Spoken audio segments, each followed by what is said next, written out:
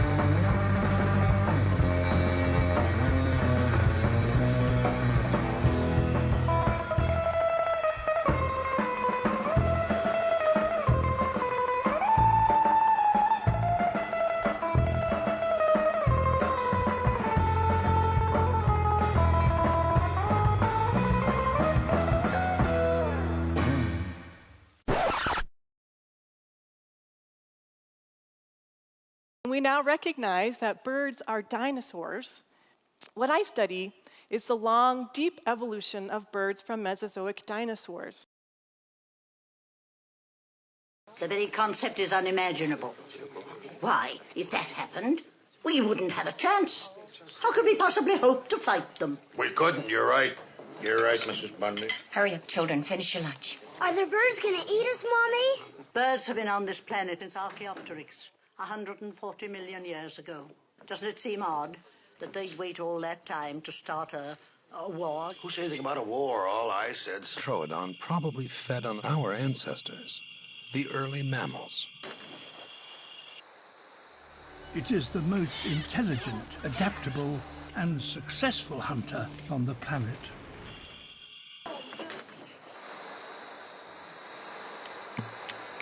Look at the gap.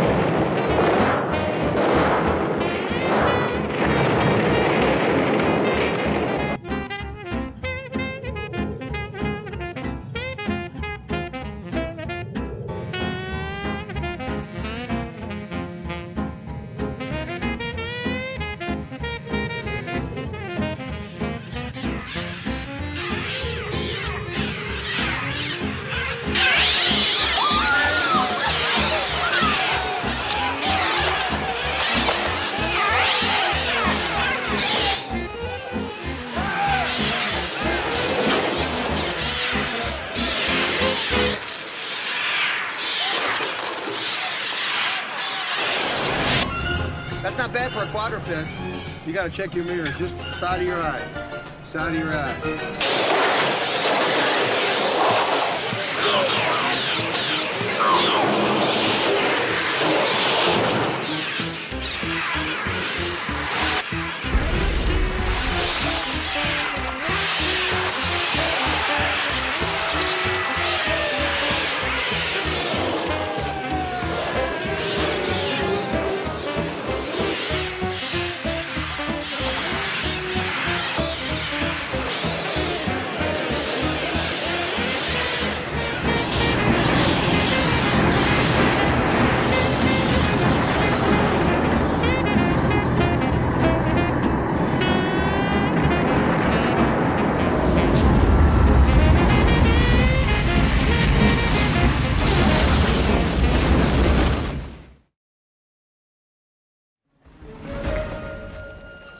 Success.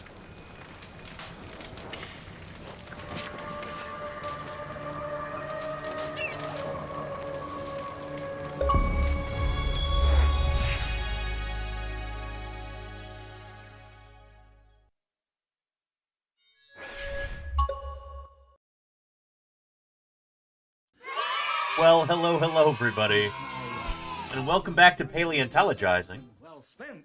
Holy Quest cow. J2 file Amish Metal Quest J2 file. Thank you, Hogan. Dinosaurs hold a Tier special 3 magnetism right for there. children. 13 months. It's almost a whole year. And dinosaurs love kids. There you go. And vice versa. Mr. Delight, thank you for the 18 months of support. And Science Streams. Thank you for those 100 bits there. I really appreciate it. Holy cow. Thank you, Science Streams. We do have a hype train going here. Beautiful. Fantastic. That's a good way to start the stream, a great way to start the week. And thank you, Hogan, for those 200 bits there. And, Sheridanicus, thank you for those 2 gift subs. Look, we are already on our way to our sub goal for the week. Fantastic, Sheridanicus. Thank you for that. I do really appreciate it. Sheridanicus gifted Sheridanicus a subscription. I don't know why that alert said that, but Sheridanicus, thank you for your generosity. Gifted a tier 1 sub to Erin Pong. And Salamander, thank you for your gift sub there. I really appreciate it, Salamander. I really do. Thank you. Yeah. Lenina, Good afternoon to you too. Welcome, welcome. Welcome everybody to Paleontologizing. Didn't even get to say my little spiel at the beginning. We were just off to the races with that stream support. Thank you very much for that.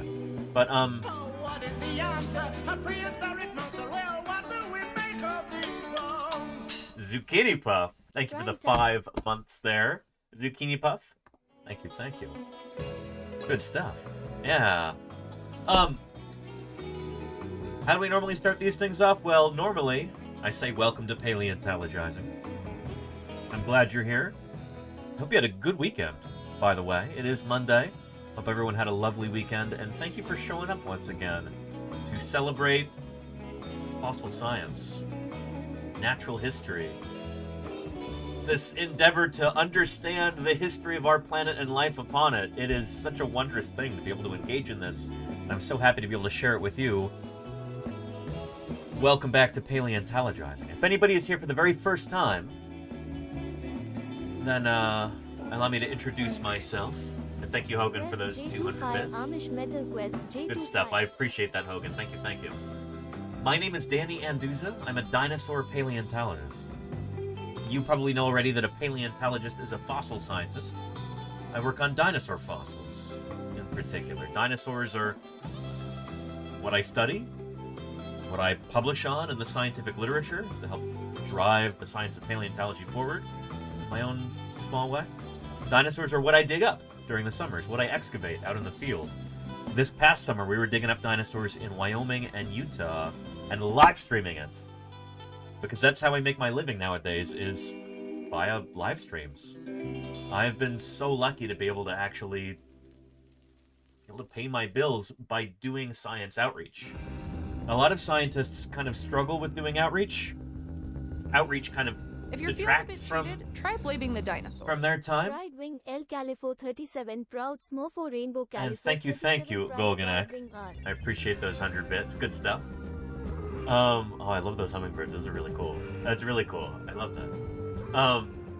Thank you for the 100 bits. It's generous contributions like this from Golganek and from Hogan and Zucchini Puff and Salamander and Sheridanicus that allow me to kind of get 2 birds stoned at once, so to speak. I can do my science outreach and get paid at the same time.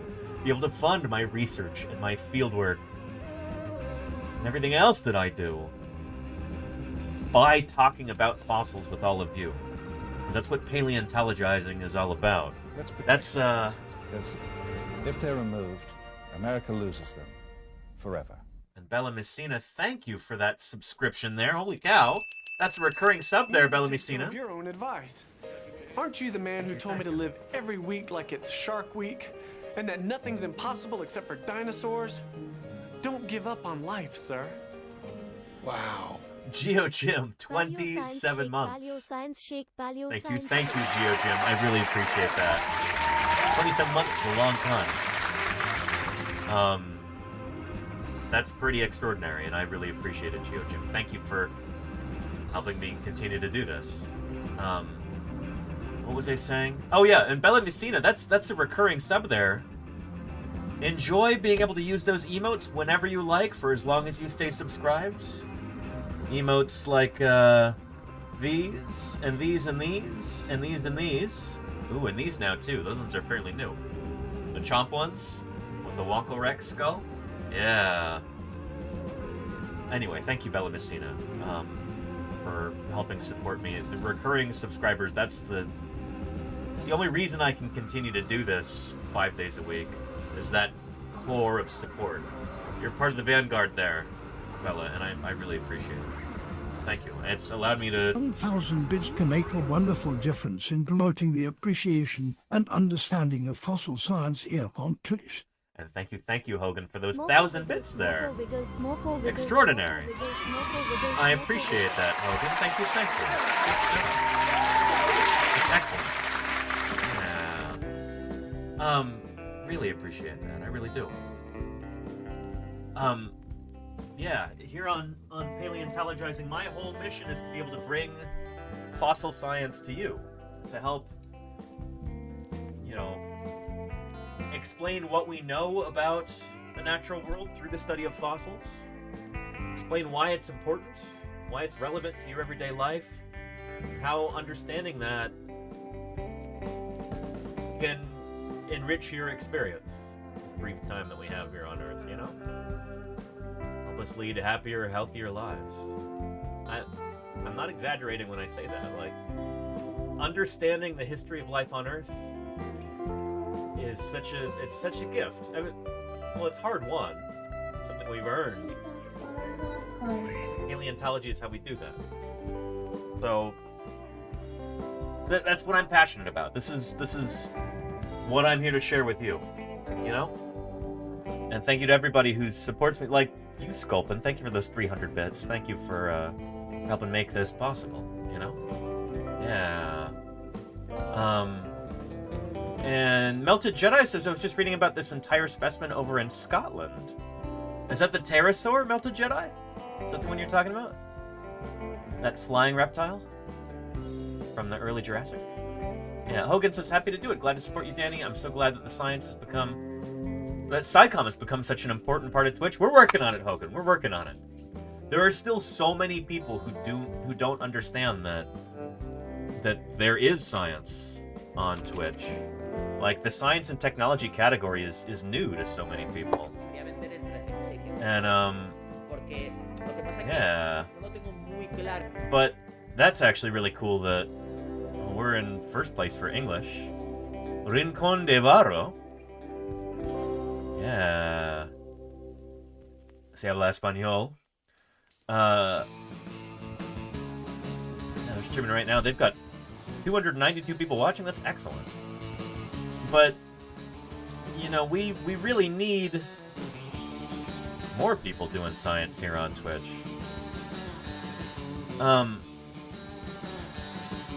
There have been a few new people, and some people have come back, like Rocket Sage. I'm so happy about that. But there's so much room for growth for science on Twitch. And I've been talking to my colleagues about this, trying to get the word out, trying to say that this is a wonderful way to reach new audiences, and yeah. So it's what we're trying to do here, you know? Yeah. Anyway. We are on the second line for science and tech on the French side of Twitch. We're on the second line. Okay, Phoenix. You might have it organized differently. I have it organized to, in terms of number of viewers, from highest to lowest. So if I scroll down, you'll get to 1 or 0 viewers. You might have it by relevance. So other francophonic channels might be higher on your list, Phoenix. But yeah.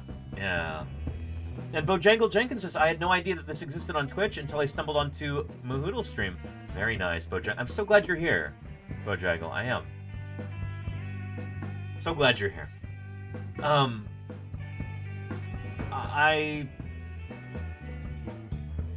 I would like to make science more visible on Twitch, and I'm doing a few things right now to try and work toward that. And all of you are helping right now just by being here. So I appreciate that. Yeah. Anywho. And Matt M33 has requested a dinosaur deep dive for Aquilops. Aquilops, if I recall, is Ceratopsian, I think? Yeah, maybe even a Leptoceratopsian? We can do that in a little bit, Matt M33. Yeah, and hey, Rakadactylus, how are you doing? Howdy. And Dinosaur Dave, I'll see you in a little bit. We might, maybe tomorrow we can try your new dinosaur guessing game. Yeah. And Melted Jedi, Dinocephalosaurus orientalis. I thought Dinocephalosaurus was from China, though. Yeah, we will talk about that today, too. I've got that on my agenda. Dinocephalosaurus is related to Tanystropheus. I think it is, at least. It's a really cool critter with an absurdly long neck. Yeah. We'll talk about that in a little bit, too, because that's making the news. Got invited to a job talk, one of the schools I was most excited to apply at. Very cool, Rakadactylus. I hope that goes super, super well. That's awesome. That's awesome. I hope they're blown away by how awesome you are. Yeah. But I figure we'll start off today. We've got 2 metazoas to do today. I did remember to do metazoa over the weekend on Saturday. And I've got that right here. I got Saturdays in 2 guesses. I got pretty lucky, honestly.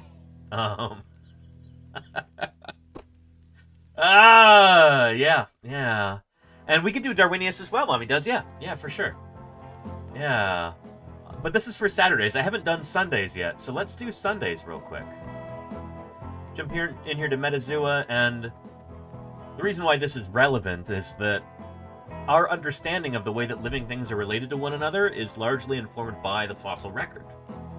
This game would not really be possible if it were not for our understanding of the evolution of life on Earth that comes largely through the study of fossils. Zoology and paleontology overlap in some really interesting ways, and we'll be talking about that, I'm sure. But right now, for animal number 210, give me the name of a placental mammal, chat. Give me the name of a placental mammal. And bat, says Mommy does. That's a good one. That's a good one.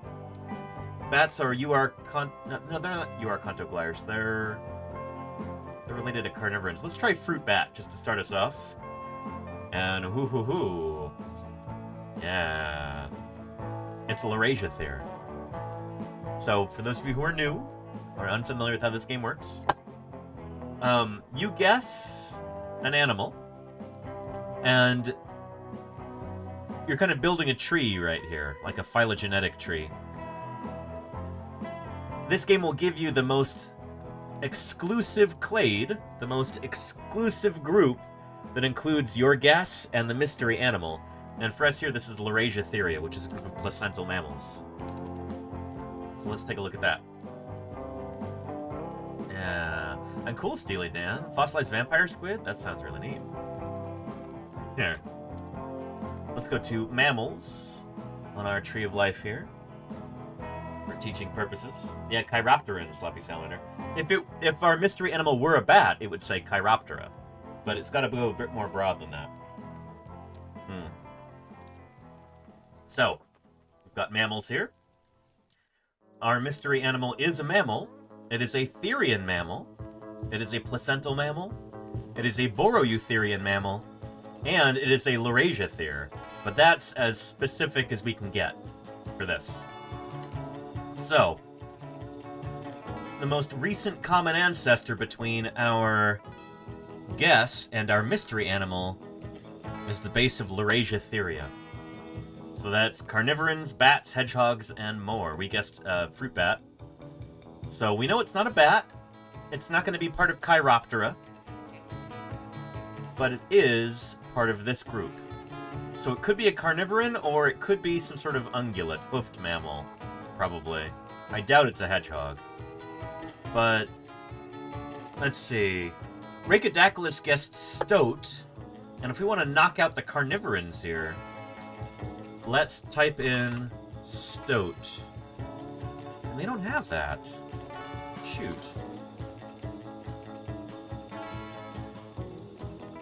They don't have no stoats?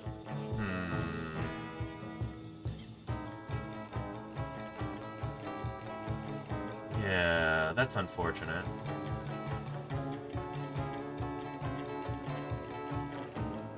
I'm kind of used to not having stoats, though it seems to be a common problem. Well, according to whatbadgerseat.com, badgers subsist primarily on a diet of stoats, voles, and marmots.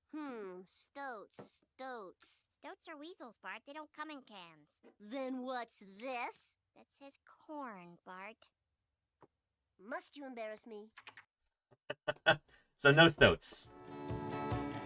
They don't have stoats in this game, unfortunately. But let's try some other sort of weasel. Let's just try weasel. That'll knock out carnivorans if it's not a carnivoran. And if it is, then yeah, okay. It's not a carnivoran. We can say that. Yeah.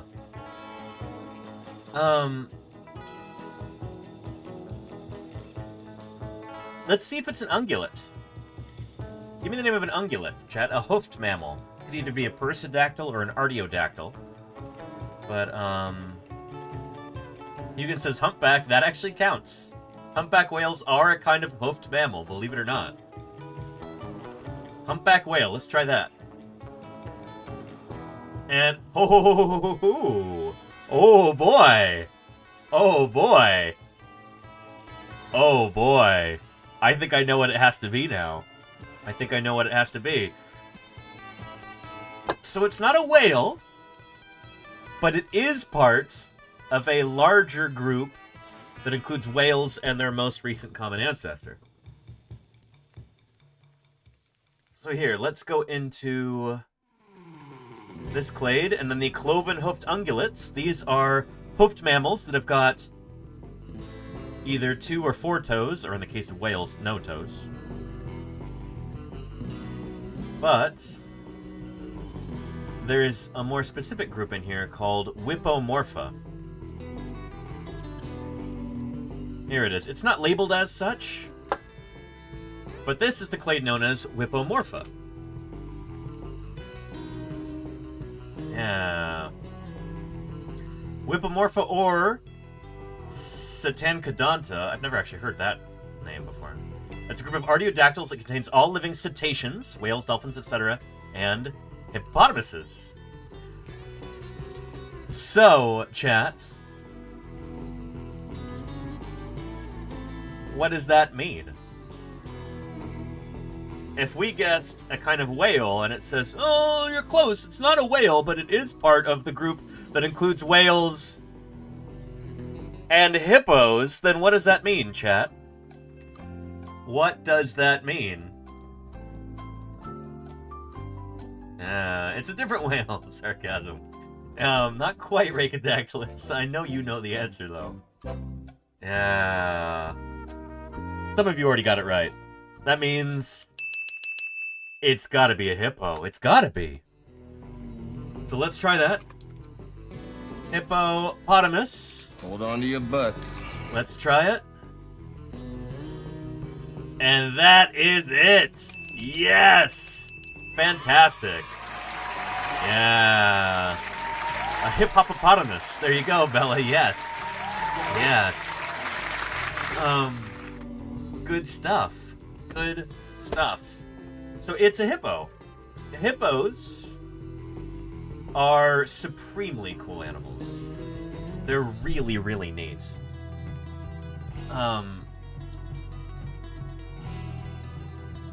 Where do I even start with hippos? Let's look at a hippo skull. They've got the most hardcore looking skulls. Look at that! A formidable beast. Look at that right there. The skull of a hippo. These are one of the most dangerous animals on planet Earth, aside from us and mosquitoes.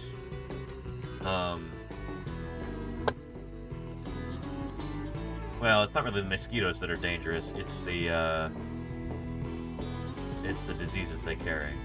But what a cool looking skeleton. These are such neat critters. And they are closely related to whales. Because whales... And here, for anybody who's kind of new to this channel or new to these concepts, like I saw a couple of new people show up in here. Sorry I didn't shout you out yet, but Hardcore X Hunter, how are you doing? Welcome, welcome. And I Eat Stole Bread, how are you doing? Welcome, both of you. And you, Groovy Moni, howdy, howdy. Welcome to Paleontologizing. Good to have you here.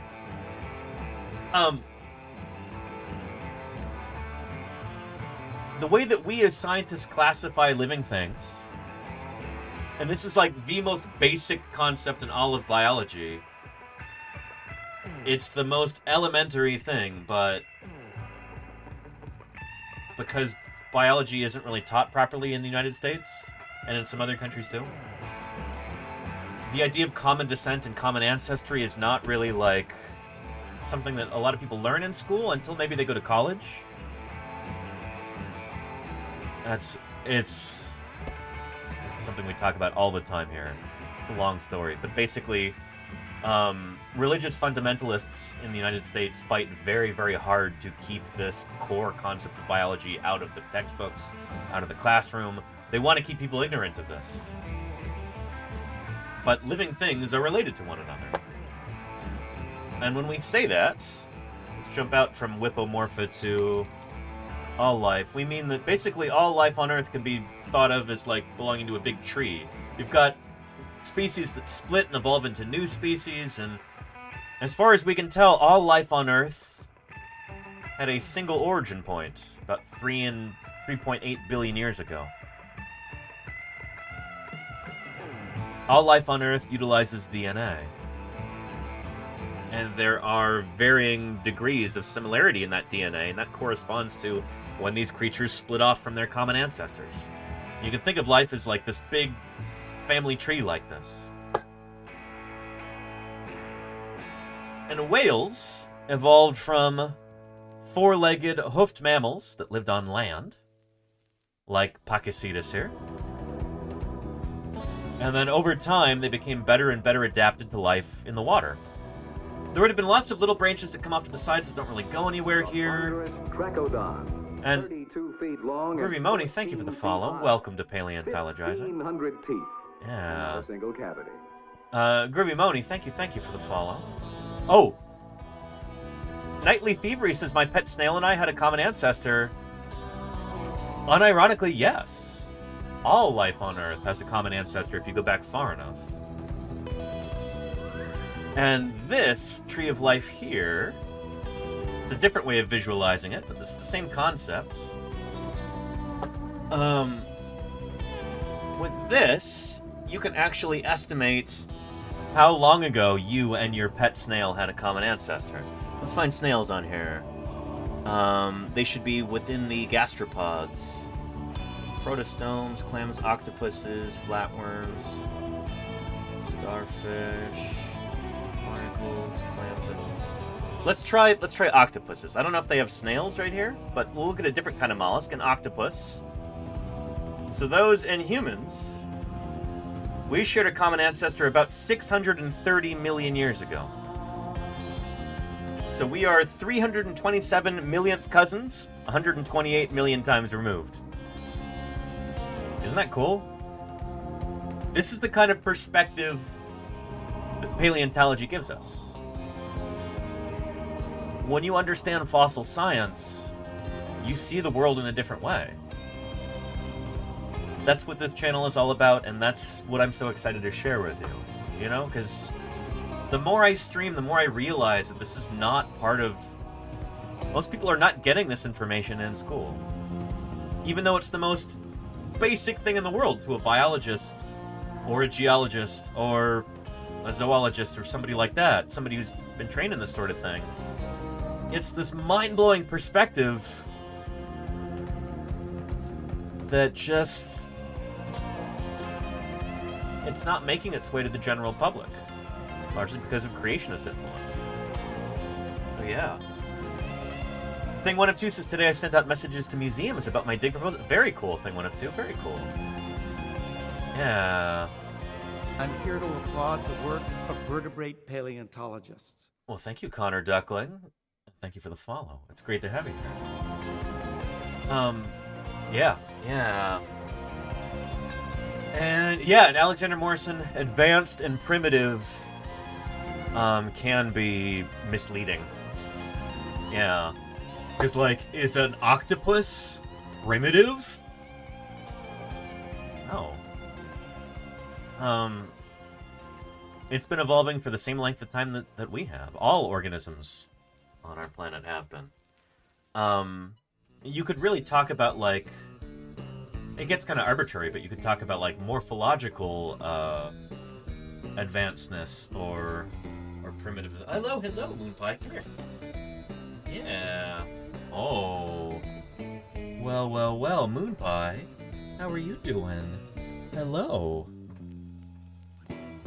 So, I and my landlord right here, Ms.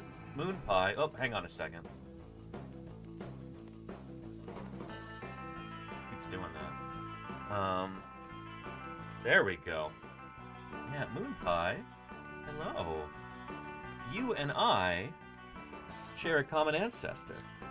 And since we are both mammals, since we are both placental mammals, and we're both Laurasiothere mammals, our common ancestor is not very long ago compared to some other creatures that we could talk about, like, for instance, snails. Yeah. Oh, Moonpie. Yeah. Oh, bless you. Gesundheit. Gesundheit. You're sneezy today, Moonpie. Yeah. And she's your favorite landlord. You have one just like her. Very cool, Flying Spaghetti Monster. I hope she's a good landlord. He or she. Or they. Yeah. Oh, Moonpie. It's good to see you. Good to see you. Thanks for stopping by. Yeah. Here. Yeah. Extinction is no shame, no sign of disgrace or failure. In fact, in a world full of changing environments and occasional catastrophe, all species eventually become extinct. Thanks to Exospartan Zero for my sub-gift. And Stats thank be you. hard. Thank you very much for for continuing that subscription there, Stats Bloke. I really appreciate it. Thank you, thank you. Yeah. Here. Moonpie, can I brush you? I need to see you've got a bunch of loose fur there. Yeah, there we go. Is that good stuff? You approve? Yeah, there we go.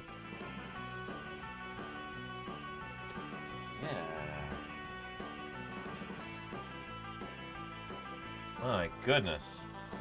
Yeah, to my point, a cat and a person are fairly closely related in the grand scheme of things. In fact, pretty darn closely related. I am much, much more closely related to a cat, and so are you, chat, than you are to an octopus or a snail, than you are to a crab, or even something like a crocodile, or a lizard, or a bird. Birds are a kind of dinosaur, as we'll be talking about surely in a little bit, as we always do. Yeah. There we go. Let's get that loose fur. Yeah, there you go, Moonpie. There you are.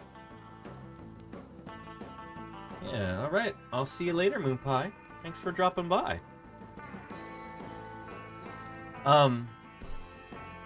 Yeah, here, let's get back to this. Let's refresh it and let's find a cat. And let's find a cat and chat.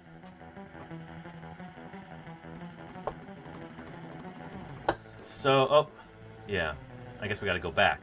But, us and mollusks, like an octopus, had a common ancestor 630 million years ago. Whereas us and cats,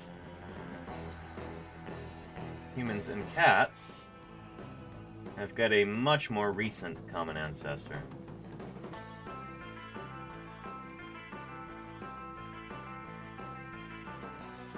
There we go, so let's find cats.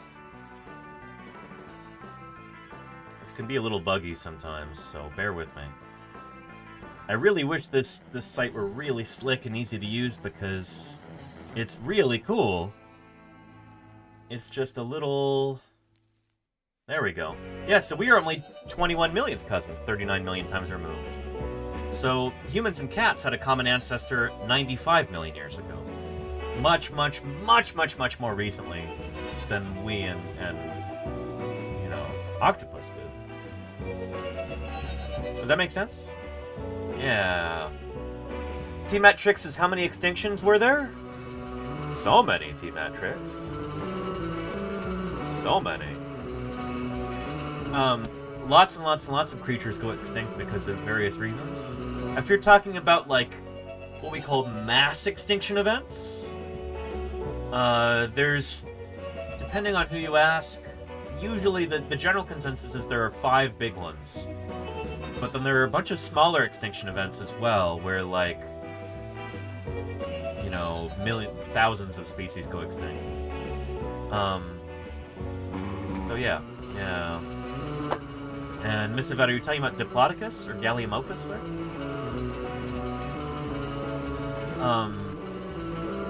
But yeah, here, maybe we should talk about extinction events. Mass extinction events. Yeah, here, we've got a nice video from SciShow. Let's take a look at that. They always do good work. But here, let me get this set up properly for viewing. There we are. Hello there. I may look strange to you, but I like to be prepared at all times for whenever the next mass extinction might happen. But I do think it's important to impart this information in a non-muffled way. You just watched this, Claire? Go ahead and take this off. That would suck to have to wear that all the time. So you never know when the next mass extinction is going to happen. I mean, there have been 5 of them in the last 450 million years alone. And I want to make very, very clear here that the phrase mass extinction it's not really something that's scientifically well defined. Some people will try and define it where, like, a mass extinction is where more than 50% of species on Earth die out. But some of the so-called mass extinctions might not quite fit that. Like, they might not, the attrition rate might not be as high. Some of them are a lot longer than others. Some of them might take literally millions of years, while other ones took, like, they were very, very quick. Like the extinction of the dinosaurs, except for birds. That probably took maybe just a few decades, maybe even less. Would have been geologically absolutely the blink of an eye. Oh, yeah. Anyway, Hike the Earth wants to know, has genetic mutation ever been the sole factor for mass extinction? No. Genetic mutation is a good thing. Like, in that sense, where, like, mutations... Mutations are how evolution works. Without mutation, you wouldn't have evolution. Creatures wouldn't change. If everybody's just yeah. Anyway, and Alexander Morrison, yeah, the end Permian extinction is probably like 2 million years or more. But anyway, yeah. And, oh yeah, and Diagonal, I've heard the argument too that the Great Oxygenation event like that was not actually a mass extinction event. Because it would have happened so gradually that, like, species would not have gone extinct left and right. Because that probably took tens of millions of years. Anytime you have... Here. Extinction, at its most basic, is when changes occur so fast that living things cannot adapt and change to keep up with those changes. And so, rather than evolving and adapting, species just die out. And I think that's really, really important to understand. Extinctions are not like a supernatural... Well, excuse me. They're not supernatural. They're not a very natural thing either. I'm trying to use the word super as a way to superlativize things, and it gets in the way. In order for an extinction to happen, that means that conditions are just changing too fast, and organisms can't keep up. So it's usually like a very abrupt change that causes extinction events. And there's some debate about this in evolutionary biology. In fact, there's a really interesting paper that I wish would get some more attention about this. Sometimes paleontologists talk about background extinction events, or background extinction rates, where it's like, oh yeah, species generally, they last about 2 million years and then they go extinct. I'm not so convinced of that. I think extinction is a little bit more rare than that. And what we're seeing is often like sampling bias. It's a result of A, the fossil record being too incomplete, or B, much more commonly, our sampling of the fossil record being very incomplete. But we're getting way into the weeds with this. Let's get back to the basics, and let's talk about mass extinction events. Times when conditions on Earth were changing so quickly that creatures just couldn't keep up. The thing is, Earth's conditions are always changing. It's just usually those changes are fairly slow. And so everybody can kind of adapt and change, you know, to avoid blinking out of existence. But sometimes conditions change. Do you think too dinosaurs are put together correctly? The bones. And You're smart. What do you think? FC, thank you so much for the follow. Oliver. I never. Welcome to Paleontologizing. It's good to have you here. Yeah, do I have a link to that paper? Yeah, that's Bucco et al. 2006, I think. Let me find that real quick.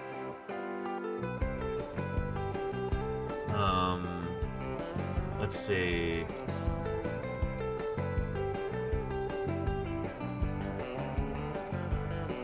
(2006). There we go. It is from Elsevier, so it will be paywalled, but you can probably find this if you know the right back alleys, you know? Yeah. Anyway, now, Car, thanks for asking about that. Yeah. And Ricodactylus, yeah, I've got a copy myself, but if you had a shareable link for chat, that would be helpful. I've already got the paper here. And here, actually, let me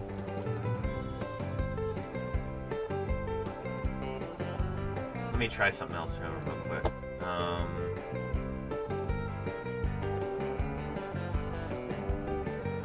Main.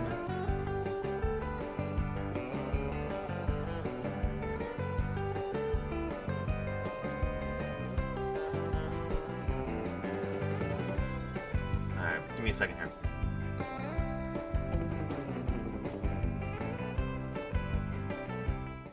Here, let's try this. And, well, well, well. Access granted. There we are.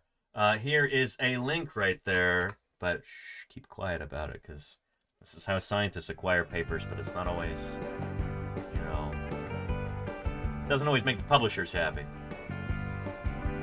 Yeah.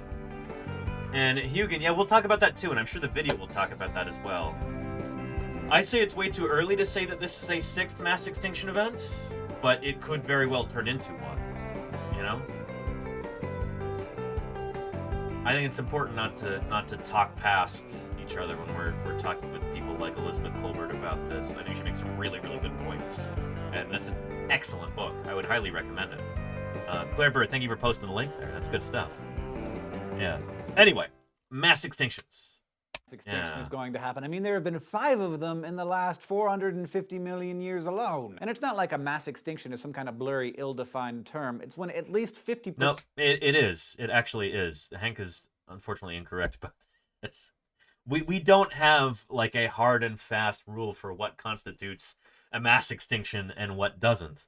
I was talking about this with Kevin Padian a few months ago back at Berkeley, and he's like, yeah, well, we don't have... There's no, like, time parameters for, like, how long does it have to be? In order for a, you know, for it to be considered a mass extinction? Like, how short, how compressed does this time have to be in which all these extinctions occur? We don't have parameters on that. We don't really have parameters on, like, how we measure number of species, because we've got different ways of, like, sampling different environments from different times and everything. There's just a lot of uncertainty floating around about this, you know? Yeah, in fact, Kevin Padian doesn't even like to use the term mass extinctions. He likes to say it's a biotic crisis. And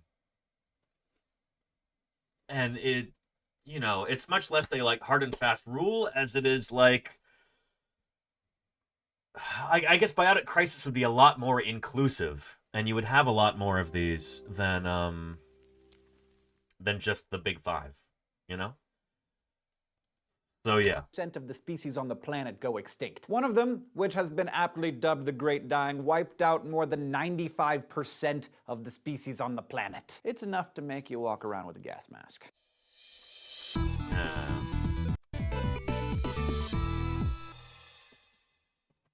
It's possible that the gas mask is excessive. It's also possible that it's useless. I mean, if we get hit by a big meteor, probably not going to help that much. Mass extinction events happen pretty fast on a geological scale, but the actual, dying occurs on our scale quite slowly, tens of thousands of years. And of course, the most important thing to look at here is what these 5 giant mass extinction events had in common so that we can see them coming. He's a Climate cool dude. change, usually caused by Box, changes yeah, in CO2 absolutely. levels and relatively rapid global temperature changes. Yeah, so you see where I'm going with this? I don't mean to alarm anyone here, but the idea that the Earth is currently, as I sit here, going through a 6th mass extinction event is actually not that crazy. Scientifically, it actually might make really good sense. Before we even look at climate change, we already know that humans have been a strange and mysterious and new force for mass extinction. Current extinction rates are somewhere between 100 and 1,000 times what they would be naturally. And again, there is a lot of uncertainty about this kind of thing. I'm not saying that there's uncertainty that, we are really wrecking things right now as humans, because we most certainly definitely are. That's not what I'm saying there's uncertainty about. I'm saying there's uncertainty that, it might be even worse than we currently realize, because here he is talking about, a natural background extinction rate. Here. Rates are somewhere between 100 and 1,000 times what they would be naturally due to humanity's very enterprising nature. And that rate is... That's the thing, is that I think there's a very strong argument to be made that there is no, natural background extinction rate. That when extinctions occur, it's because things are changing too quickly, and it's because things are out of whack. It's not like we should expect a certain number of species to go extinct at any given time. I mean, yeah, like I said, strong arguments exist that what we think of as natural background extinction rates are just sampling bias. So things could be even worse than we realize. Similar to, or even greater than, the rates of some mass extinction events of the past. So let's forget about all that depressing stuff for a moment and hop into the SciShow time machine. Our first stop, 450 million years in the past, and we're gonna get a little bit wet because pretty much all life on Earth at that time was in the ocean. Welcome, everyone, to the Ordovician-Silurian mass extinction events. Now, you're not going to see any giant comets or meteors falling... Did you say Silurian? I'm not going to nitpick. From the sky. But sometime in the next 10 million years or so, we're going to see 2 really dramatic die-offs, both of them involving the influx of gigantic glaciers and dramatic worldwide falls in sea level. These 2 events will be separated by about 1 million years. Now, it's geologic time, remember. And so, this is pretty rapid geologically speaking, but it's a 2-pulse extinction event. And I know some people at Berkeley who specialize in the end Ordovician extinction event. Here, to give you a sense of scale here, let's pull up our geologic time scale on the chronostratigraphic chart. So, just to kind of set the stage here, give you a sense of perspective. We are up here, right now at the very top, in those black pixels up here at the end of the Cenozoic. This is the present, right after the Quaternary period up here. Cenozoic is the age of mammals. It goes from 0 million years ago, today, down to 66 million years ago. This is when that asteroid hit, caused a mass extinction, caused the extinction of the dinosaurs except for birds. So, 66 million years into the Mesozoic era, Cretaceous, Jurassic, Triassic periods. There was another mass extinction at the end of the Triassic, which Hank will talk about in a few minutes. And the mother of all mass extinction events, is at the end of the Permian, when 95% of species on Earth gave up the ghost. And then we've got I think it might be the end Devonian extinction? The end Ordovician extinction is actually 2 extinction events. separated by about 1 million years. It's a 2-pulse kind of die-off. And this is, yeah, it's like 443 million years ago. Long time ago. And then you can go back even further, way back down to the formation of Earth itself. Way down here. There you go. About 4.6 billion years ago. So yeah, hopefully you're a little bit situated now. Yeah. Reese says, what color would that rock? It depends what kind of rock it is. Like, what's the lithology, all that stuff. Are you being facetious, Reese? I can't tell. Sorry. Yeah. And yes, Jody Fish, bird species do outnumber males. At least 2 to 1. But yeah. People. And by the end of the second one, 27% of all marine families and 60% of all marine genera were extinct. And I can tell the from your Ordovician. blank stares that we're going to require a little bit of a refresher on the biological classification system, which of course classifies all life based on common descent, and which we will be talking a lot about as we get more into extinction events. Starting with the most specific and then getting to the most general, we have species. And Nalcar says that geologic timescale is rough to learn at first in class. Yes, and I'm actually... Oh, Nalcar, I'm working on that. I've come up with a mnemonic for that I need to team up with a musician or a composer or somebody like that and like put it to music. Because I have a mnemonic for it. There's a few others that have been used in the past. And it's different from when you were... yeah, Statsbook. It has changed a little bit, I'm sure. Yeah, the names have changed a little bit, especially in the Cenozoic. We no longer say tertiary and then quaternary. It's Paleogene, Neogene, and then quaternary. The tertiary has been split up. But yeah. Here, let me show you one of those mnemonics for remembering the geologic timescale. An old one that's kind of incomplete. I love it, but it's a little incomplete. It's here in Brad Mattson and Ray Troll's wonderful book, Planet Ocean. And I remember I bought this, used all of my allowance money. I was on a field trip to the Monterey Bay Aquarium when I was in, like, 4th grade. And... here we go. Well... love Ray Troll's somewhat whimsical art here. Yeah, has the frantic pace of modern life got you down? Tired of life in the fast lane? Get on geologic time. Kiss your troubles goodbye. Nothing matters. No worries. Watch hands are guaranteed not to move in your lifetime.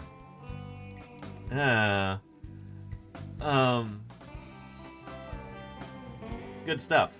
Yeah, that's not what I was looking for, but it's in the same vein. Where's the one with the plesiosaur and the crying over sleeping dragons? There it is. Yes.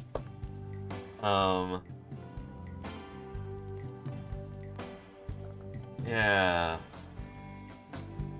There we go. Crying over sleeping dragons may puzzle people, terrify, or joyfully convert. So that takes you from the Cambrian, way back in time, like 600 million years ago almost, up to the Cretaceous. Cambrian, Ordovician, Silurian, Devonian, Mississippian, Pennsylvanian, Permian, Triassic, Jurassic, Cretaceous. And then after that, Tertiary, Quaternary, and here and now.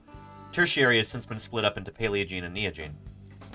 Anyway, I have come up with one that has all of these. It doesn't stop at the Cretaceous, like this one does. And I would like to be able to team up with a musically inclined person in order to maybe make like a catchy video that could be shared in science classrooms and stuff like that. So, if any of you know somebody, I know some people. But yeah, it can be a pain to learn about that in school, I'm sure. I don't know. I knew about this stuff since I was like, you know, before 4th grade. I probably knew about this stuff since like 2nd grade in school. The time I was what, like 7.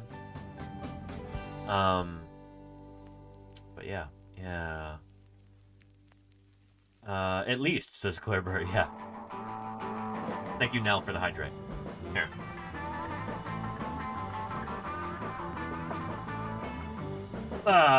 And we redeem that hydrate there. Yeah, and Rachel Darling Endeavors, welcome back. How are you doing? Howdy, howdy.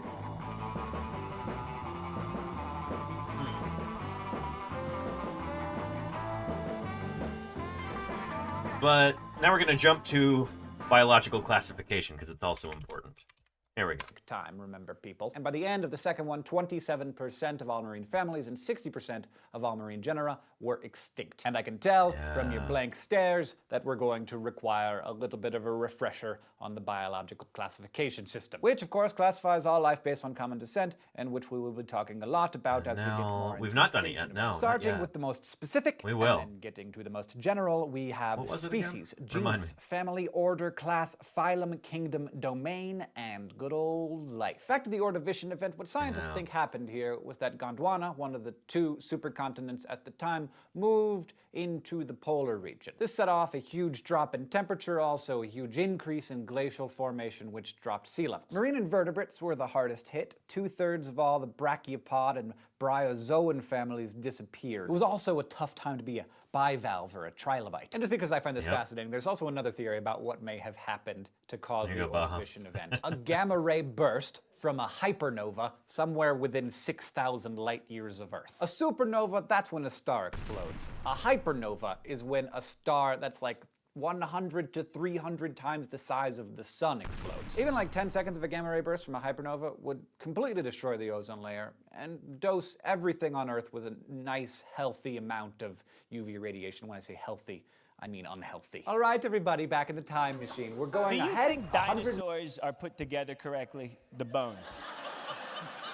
You're smart. What do you think? Do a research on that, Oliver. I never. Narya Anor, thank you for the follow. Welcome to Paleontologizing. It's good to have you here.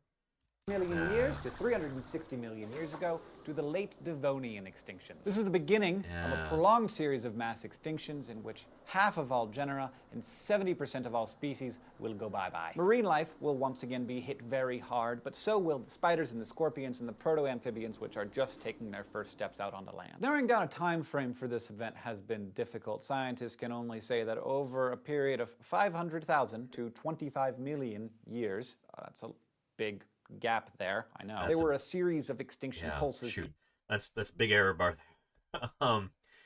That's why it, like, when I said that mass extinctions are not well defined, this is what I'm talking about. You know?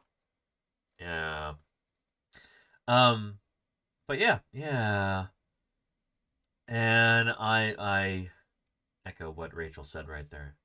Thank you, Claire, for everything you do. Each lasting about 100,000 years. No gamma ray bursts are suspected here. This is once again being caused by a global drop-off in temperatures. People aren't sure what caused it. Probably either an asteroid impact or a giant supervolcano. Each of those things. I think the general consensus now is that the rise of land plants actually took so much carbon out of the atmosphere really, really quickly that dropped global temperatures. Yeah, and that may have been what happened in the Ordovician as well. But yeah, when the awesome sea scorpions went extinct, there you go, Hugin, yeah. I think so, yeah. Would have released massive amounts of dust or ash into the atmosphere, drastically changing the climate. Glaciers probably once again inundated Gondwana. What we also know is that ocean levels fell and lost most of their oxygen in the process in what's called ocean anoxia. Some believe that temperatures in the steaming seas of the Devonian fell from 93 to about 78 degrees. Coral reefs were hit so hard that it would be 100 million years before they recovered. But there's another interesting theory here, and that's that plants, which were for the first time really taking hold on what I just tell you, were absorbing so much carbon dioxide from the atmosphere that they actually caused global cooling. So in fact, plants were responsible for that mass extinction event. How could you? That's one idea. Now we will travel to the big one. I think that is the Also known as kind of Permian general Triassic consensus now. extinction event, also known as the Great Dying. This one is thought to have occurred because of massive volcanic eruptions just releasing unfathomable amounts of greenhouse gases into the atmosphere that raised global temperatures, acidified the oceans. Basically what we're doing right now as human beings. except we're doing it like 1,000 times faster.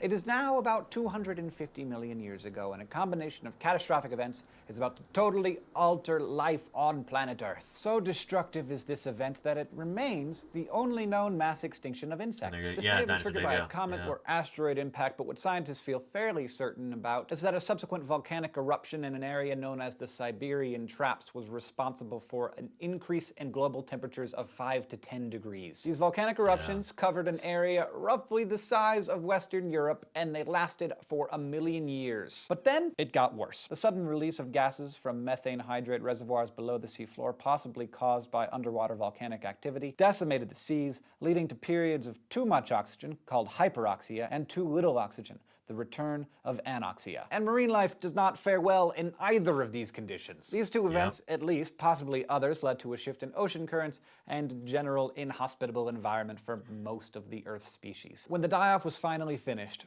53% of marine families, 84% of marine genera, 70% of land species, and 95% of marine species were extinct. The Permian extinction had... Hey, can I just get a living dinosaur? High-Speed Sloth, what a great name. Welcome to Paleontologizing. Oh, I love sloths. High-Speed Sloth says, perfect stream to spend my time at work watching. Thank you for all you do. You bet, High-Speed Sloth. Welcome to Paleontologizing. It is really good to have you here. Yeah, I promise we don't always talk about stuff as morose as this. Mass extinctions are extraordinarily important to understand because they shape the evolution of life on Earth, and we want to understand why they happen so we can avoid them happening and avoid ourselves going extinct too.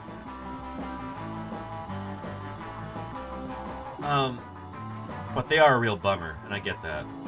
They're important, but they're also a real bummer.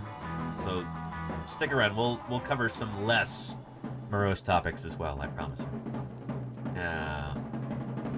But welcome, High-Speed Sloth, and thank you for the kind words. It's good to have you here. Let's continue. Evolutionary effect, taking place just as mammal-like reptiles like pelycosaurs and therapsids were in their prime. It would be more than 30... Ooh, pelycosaurs, by the way, like who? Ooh, like our Edaphosaurus right here, who is newly painted. I really like this, these new paints that I got. Make it look very, very metallic. Yeah. This is Edaphosaurus, which is not a dinosaur. These guys lived long before the dinosaurs. This is actually a proto-mammal. This is on the mammal side of the Tree of Life. The mammal side of the amniote Tree of Life, I should say. Yeah. Edaphosaurus. This is a plant eater, whereas critters like Dimetrodon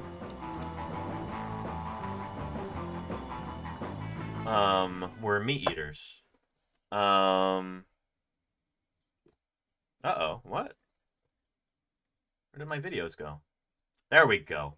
Yeah, I made a Tink Tonk about this a long time ago.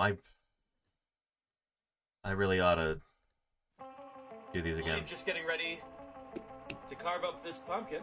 I thought everybody's going to be expecting me to do a dinosaur. So I'm going to buck expectations a little bit and do something that is distinctly not a dinosaur and make it be about not being a dinosaur. Who can tell me what that is? Dimetrodon, there you go. Yeah, Dimetrodon. This critter is more closely related to you and me than it is to any dinosaur. Yeah. It's pretty cool to think about. It's a mammal, basically. These are, very, very charismatic animals. You see them in all kinds of assorted plastic dinosaurs boxes and stuff. But they're not dinosaurs. We're in the same shirt I am today. Dinosaurs by, probably a solid 60 million years. Let's go ahead and get started with pumpkin carving. First thing that I've got to do for this is carve out the top. Unfortunately, I don't have any anesthetic for our pumpkin friend here. It's time for your lobotomy. There we go. Look at that. Pulling out all the guts right here.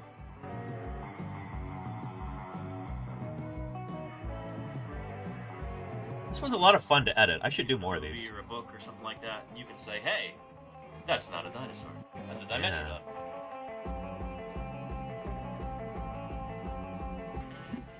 Check it out. Ah, that looks so much better now. Ha! Very nice. Very nice. Our, not a dinosaur, Dimetrodon. Let me turn off all the lights. Label Spinosaurus, that's an unfortunate thing. I'm glad you knew the difference, though. Oh, yeah. That is pretty cool.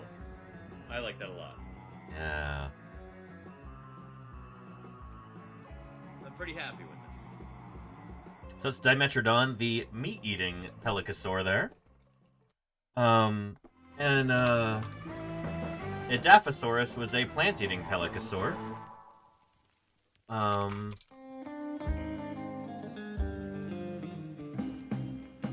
Here, take a look at this, will ya?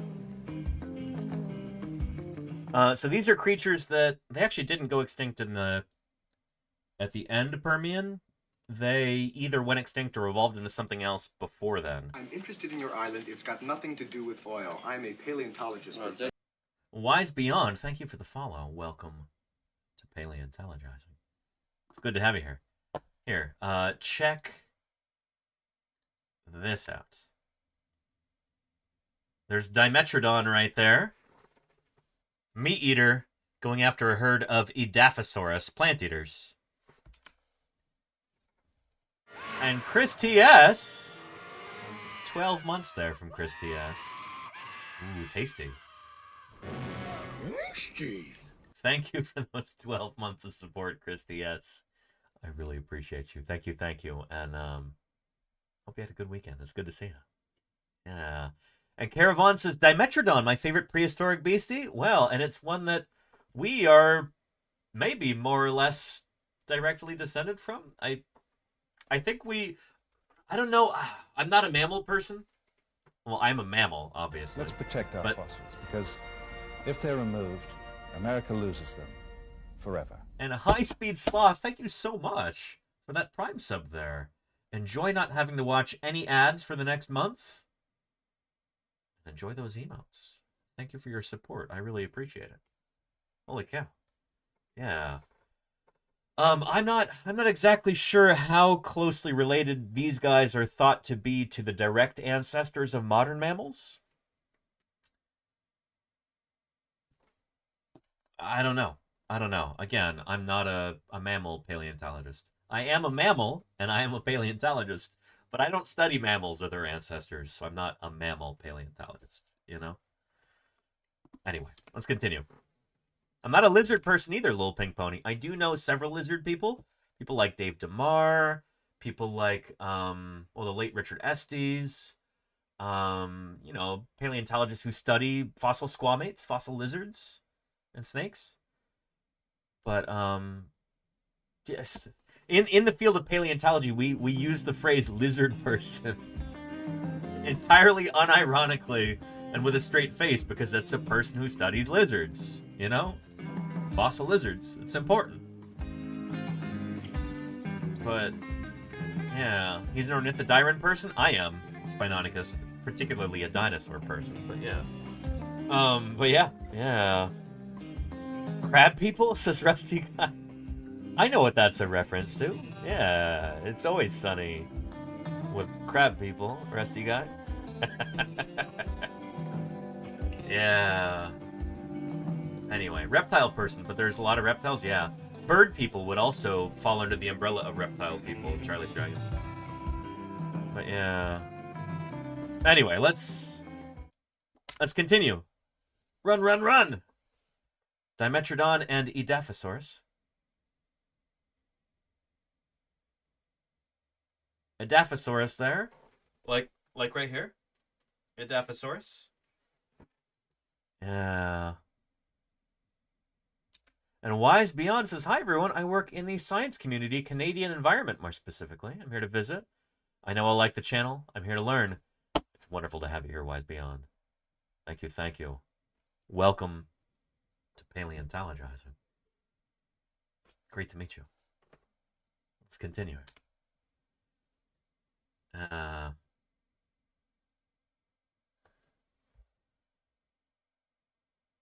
Run, Edaphosaurus, run!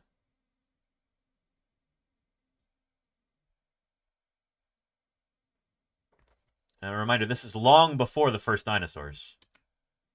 And thank you, Mommy Does, for that I really appreciate that. Thank you, Mommy Does. Appreciate you. Good stuff. What will happen? We've got some synapsid drama here. Dimetrodon versus Edaphosaurus. They're at it again. Oh, man.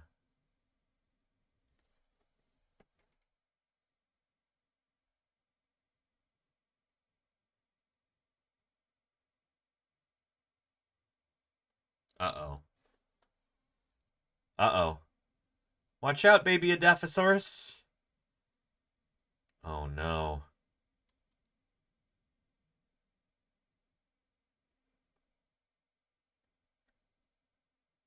Yowza. Oh, man. And that didn't even, the part with the teeth. We want to see the part with the teeth. Because that has to do with our own mammalian ancestry here. Oof.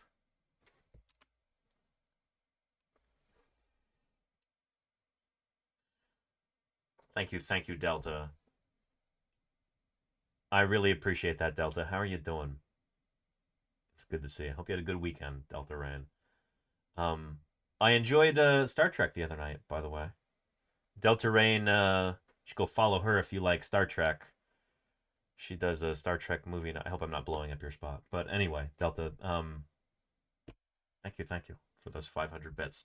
We're about to talk about how our teeth, we kind of owe those to our early, like, proto-mammal ancestors, like good old Dimetrodon here.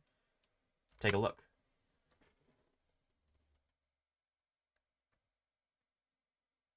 Yeah. Oof. Brush your teeth, Dimetrodon. She's not a reptile. That's totally a misnomer. That's really frustrating, honestly, that they still use that terminology back then. Not a There's nothing reptilian about her. Like, this is a synapsid. This is a mammal. Like, mammals and reptiles had their split way back in, like, the Devonian, well, Carboniferous, probably. And this has nothing to do with reptiles. That's my point. Yeah.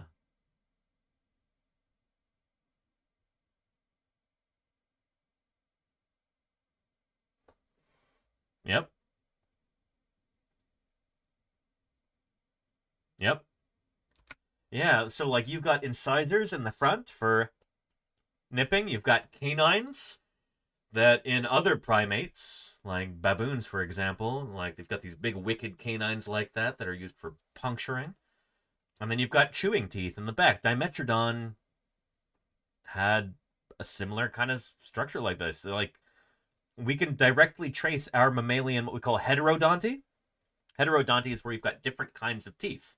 It's different from homodonty, which characterizes most dinosaurs. Because if they're removed, America loses them forever.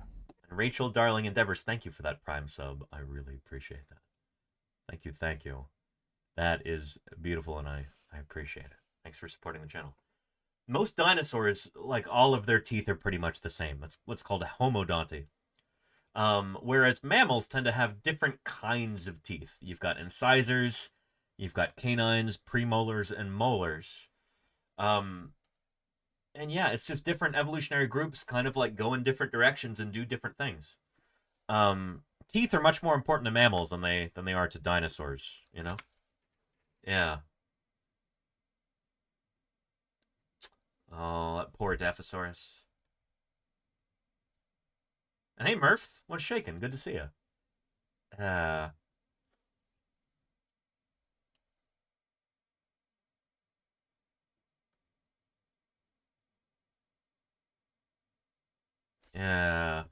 Anyway.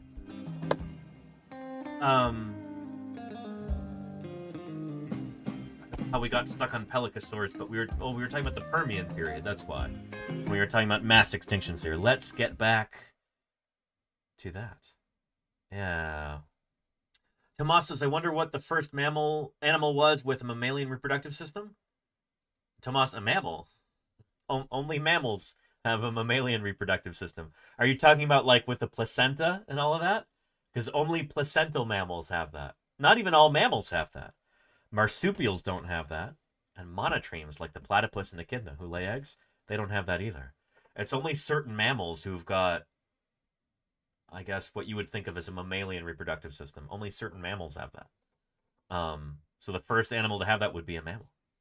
Yeah. Dinosaur Dave says, I still think milk is a weird thing to evolve. I mean, it is when you think about it. Yeah. Yeah.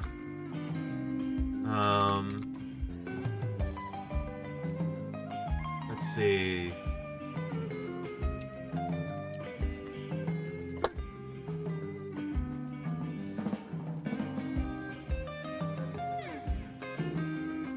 Yeah.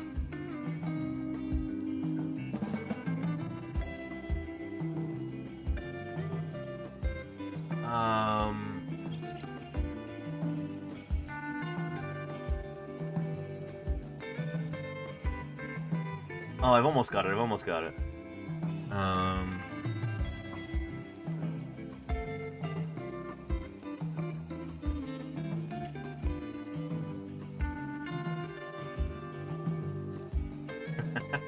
Milk is just a weird thing when you think about it, you know?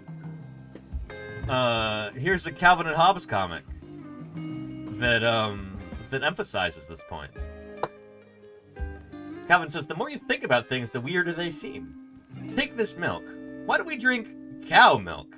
Who was the guy who first looked at a cow and said, I think I'll drink whatever comes out of these things when I squeeze them? Isn't that weird?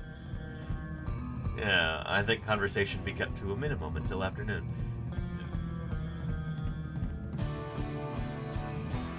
But milk is a weird thing. It really is. And it's there are other creatures that develop certain kinds of ways to nourish their young, but milk is purely a mammalian thing. If there's one thing that all mammals have in common, it's evolving from a mammalian ancestor. But if it's like a thing that they exhibit, it's milk. Even platypus and echidnas make milk for their young. Marsupials do the same thing, and all placental mammals do as well. That's something that all mammals do. Well, all species of mammals, I should say. Yeah. But yeah. Adults drinking milk is a very modern Western thing. Yeah, and a lot of people don't have the bodily ability to actually digest lactose later in life. We could get into a whole discussion about that as well. But yeah. And Murph says, we don't know if Dimetrodon laid eggs or not. No, Dimetrodon would have laid eggs, Murph. Yeah. It would have. Most mammals, even during the age of dinosaurs, still laid eggs. Not laying eggs is a fairly recent thing in the history of mammalia. Yeah. And Too Much Brainwork says platypus milk. Yeah, platypus do produce milk.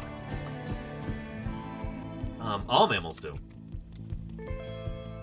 Including whales. Whale milk is more like cream cheese.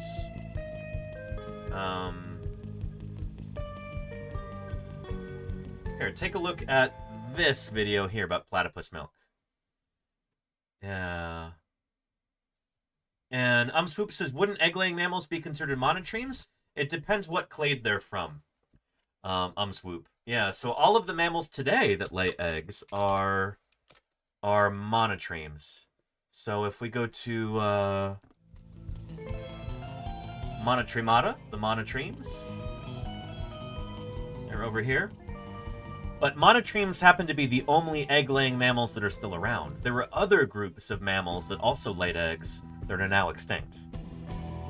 But the monotremes today all lay eggs. Platypus and echidnas. But there used to be other groups of mammals that also laid eggs that are now extinct. It's not because monotremes lay eggs today that they're called monotremes. It's because they're part of a specific clade. They share a common ancestor. There were other groups of mammals that weren't particularly closely related to monotremes that also lay eggs. That doesn't make them monotremes. Does that make sense? I hope it does. Anyway, welcome, Swoop. It's good to have you here. Yeah. And Saronlin, we will talk about Dinocephalosaurus in a bit. Yes. Yes. Anyway, yeah. Here, let's get into this here with platypus milk. In 2010, scientists discovered that platypus milk contains unique antibacterial properties that could be used to fight superbugs. Now, a team of our researchers working with Deakin University have brought platypus milk one step closer to being used to save lives. Using the marvels of molecular biology, we have made platypus milk protein in the lab and examined its structure and characteristics.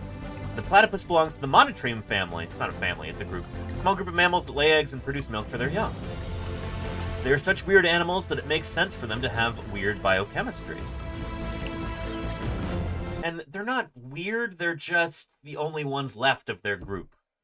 You know, platypus and echidnas are part of a group that used to be more wide-ranging, and now they're the only ones left. So yeah. Working on our collaborative crystallization center, we discovered a unique ringlet-like structure in the protein. We named this never-before-seen structure the Shirley Temple Fold after the child actor's ringlets. This is the first time a protein structure like this has been found in identifying monotremes as a source of novel proteins. The discovery increases our knowledge of protein structures in general and will inform other drug discovery work done at the center, potentially paving the way for this protein's use in antibacterial dressings and topical creams to treat infections. Our collaborative crystallization center is one of the best facilities of its kind in the world with expertise in drug discovery and bioindustry applications. Very cool stuff. Really neat. Here, and let's take a look at this, talking about platypus milk. In here we've got one of the reptile parks. Platypus. And platypus are monotremes, egg-laying mammals. They're one of the oldest mammals on Earth. And most people don't know that platypus... One of the oldest mammals. I mean, that... A paleontologist will always rankle at stuff like this. Like, they're not... The oldest mammals on Earth are right whales, I think. Aren't they? Or bowhead whales? Which species of whale is it? They can live to be like 200 or 300 years old. Those are the oldest mammals. You could say these are very early diverging mammals. But yeah. In fact, venomous. They have one of the most painful stings known to science. Nothing can cure it. What we're going to do today is actually... Yeah, the sting of... And that's only on male platypus. They've got this spur on their hindfoot, and it injects venom into their rivals, other platypus. But if you sting a person, then it's like...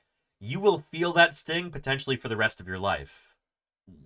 I don't think it's really well understood how it works, but like that pain apparently never goes away, which is really wild.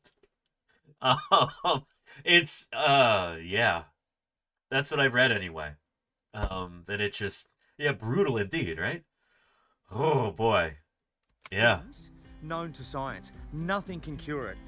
What we're going to do today is actually extract some venom. We've got some researchers that want to have a look at it. You know, modern day painkillers are made from pit viper venom.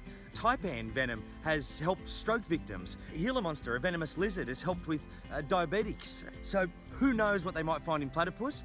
Yeah. How many places on Earth? I love this guy's enthusiasm. Venom from it. I don't know how to milk a platypus. We've got that spur. I do know how to milk snakes. So I'm going to treat this spur like a fang. I thought we were talking about the milk, but no, he's talking about milking the venom glands. Oh well. We'll continue anyway. Present a vial It's fascinating stuff. With the snake, and hopefully at that point, he'll actually want to release some venom into it. So might work, might not. Here goes, first time.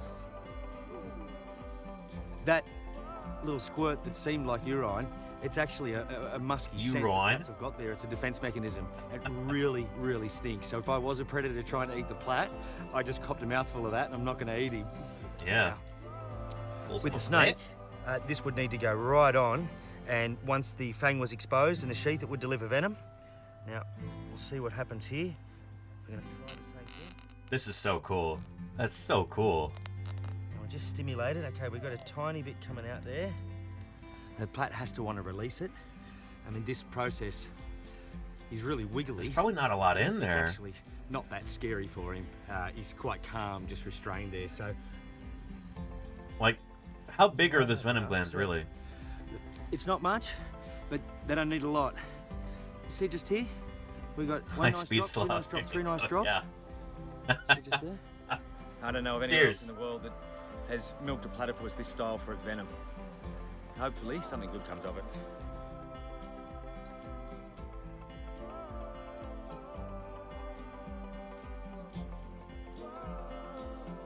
What a cool animal.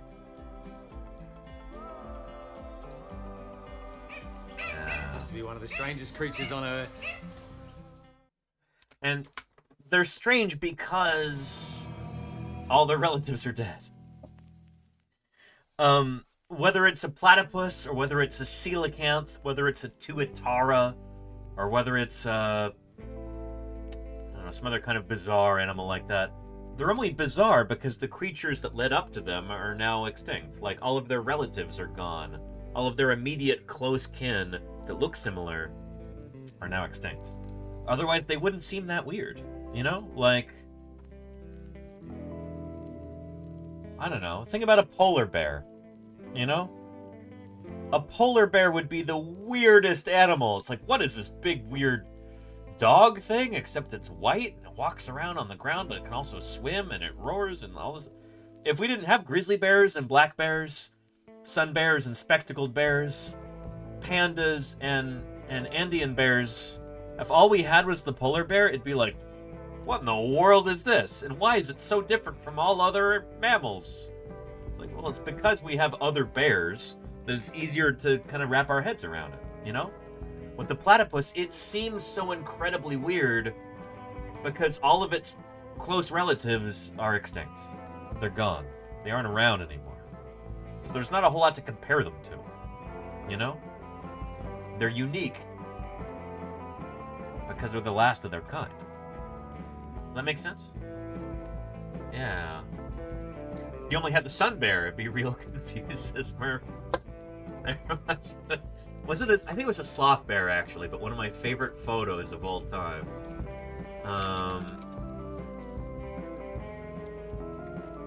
Is it's right here.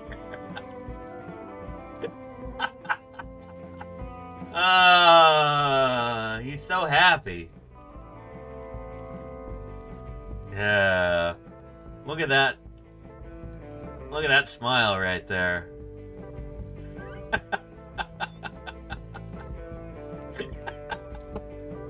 Anyway, bears would be really weird if we didn't have any other creatures that were, like, related to them, right? Yeah.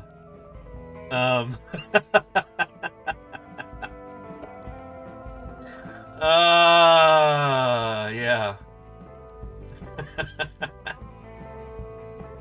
The man is so stern. In many parts of the world, people don't like to smile in photographs because it doesn't feel genuine. It feels like they're lying or something, you know? My stepmother, my dad's wife, is from El Salvador. And there's all these photos of her and her family from El Salvador, and everyone is just like, you know, just looking very, very straight-faced at the photographer. And it's because, I guess in a lot of parts of the world, smiling for a photographer just feels... It doesn't feel genuine.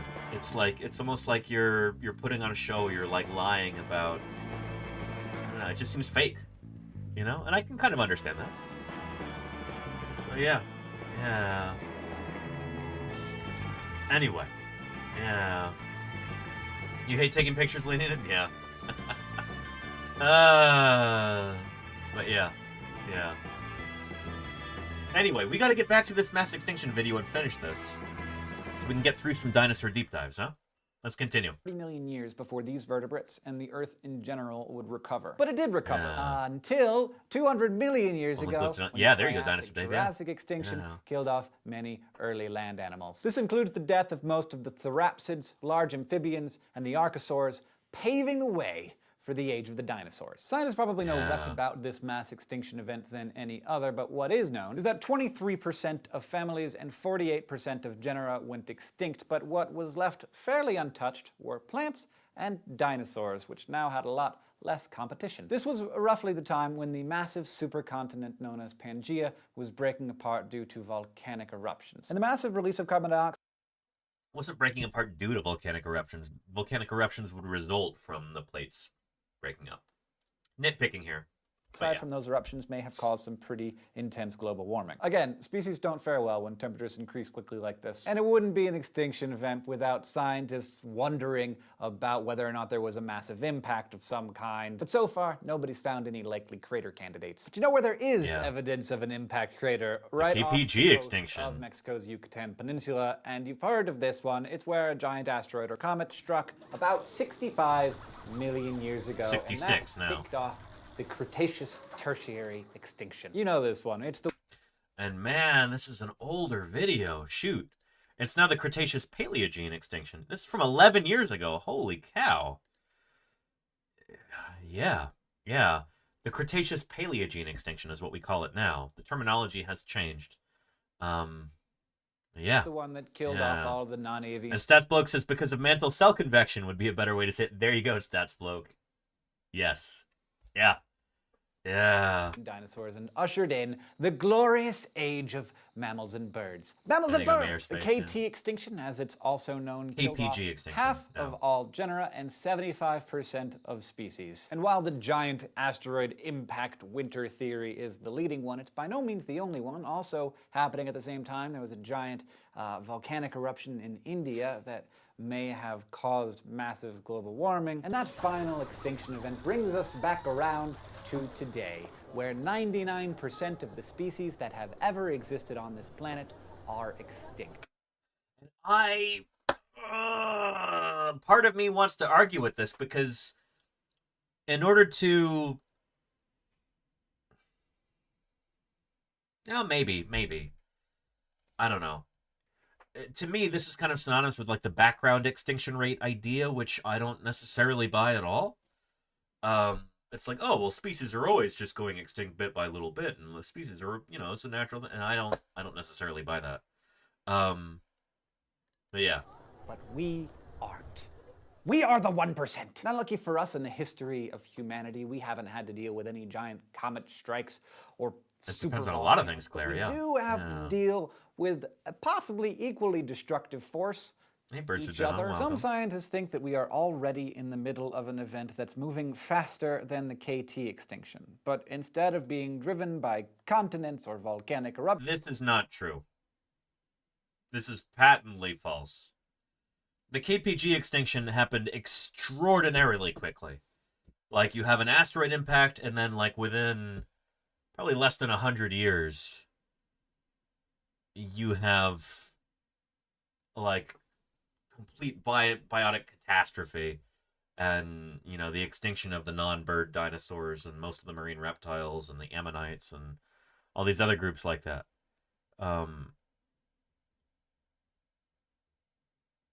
If we are in the middle of a mass extinction event, it started at the end of the Pleistocene and then it's continuing today.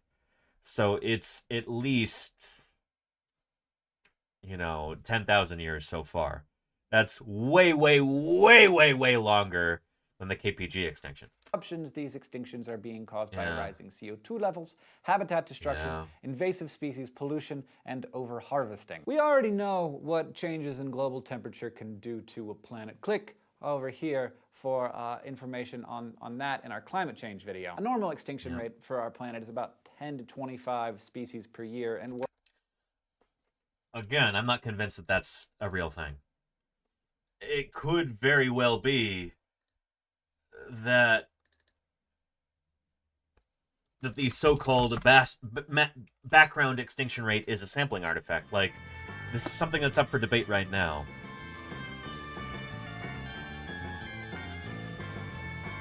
I think there's a very strong argument to be made for this idea that, like, there is no natural background extinction rate. It's like when extinctions occur, that's because things are changing really rapidly and, like, you know, this idea that there's, like, a normal lifespan for a species, I think is complete and total hogwash. I don't think there's any evidence backing that up. I think that's a result of the way that we sample things and study them. It's not actually a real phenomenon, you know? But anyway, let's continue. We're already doing about 100 times that. So and there goes Stats clearly, Book, yeah. 7 billion of us here on this planet are having a pretty big impact. I guess the question that remains for us to answer is, what are we going to call this 6th mass extinction event? And I would love for you to leave ideas for that in the comments. Thank you for watching, of course. There's sources for all of our information down in the description. Good stuff. Because we are scientists here. We do. It's hard to breathe. We are around if you have questions or suggestions on Facebook, Twitter, and of course in the YouTube comments below. And if you want to continue to be smarter and know more about the world, go to youtube.com/scishow and subscribe. Yeah, good stuff. I would definitely recommend doing that. Here is a link right there. There you go.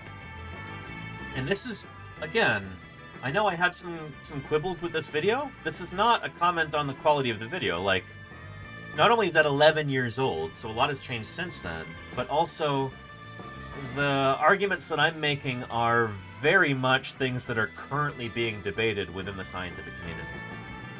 Among paleontologists and geologists, evolutionary biologists, these are all currently contentious topics. And I think sometimes when we're communicating this information to the general public, sometimes that gets lost, you know? Here, Moon Pie, come on up. There you go. Yeah. Thanks for visiting again, Moon Pie. I think a lot of folks in the general public don't really understand that, like, there's a lot of controversy in science, and that's totally normal. We are dealing with things that are at the very frontiers of human knowledge. You know? Like, we are surrounded by mysteries on all sides. We're pushing human understanding to its very limits, and so there's gonna be controversy, there's going to be disagreement about how certain things work, and that's totally normal and natural. Here's something stranger than science fiction. Prehistoric fact. Legit Salvage, thank you for, oh, Brian Kinney for Life, thank you for those 5 gift subs. Oh, Brian Kinney for Life, thank you for the follow, rather. Legit Salvage, thank you for those 5 gift subs. Extraordinary. What do you think, Moon Pie? Legit Isn't that Salvage wonderful? just changed things with those 5 gift subs. Yeah, good stuff. Good stuff, Moon Pie. Good stuff. Yeah. Yeah, I appreciate that very much, Legit Salvage. Thank you, thank you. I don't know, I feel like that's something that in a lot of folks' everyday lives, like, this idea of controversy or mystery like that is like,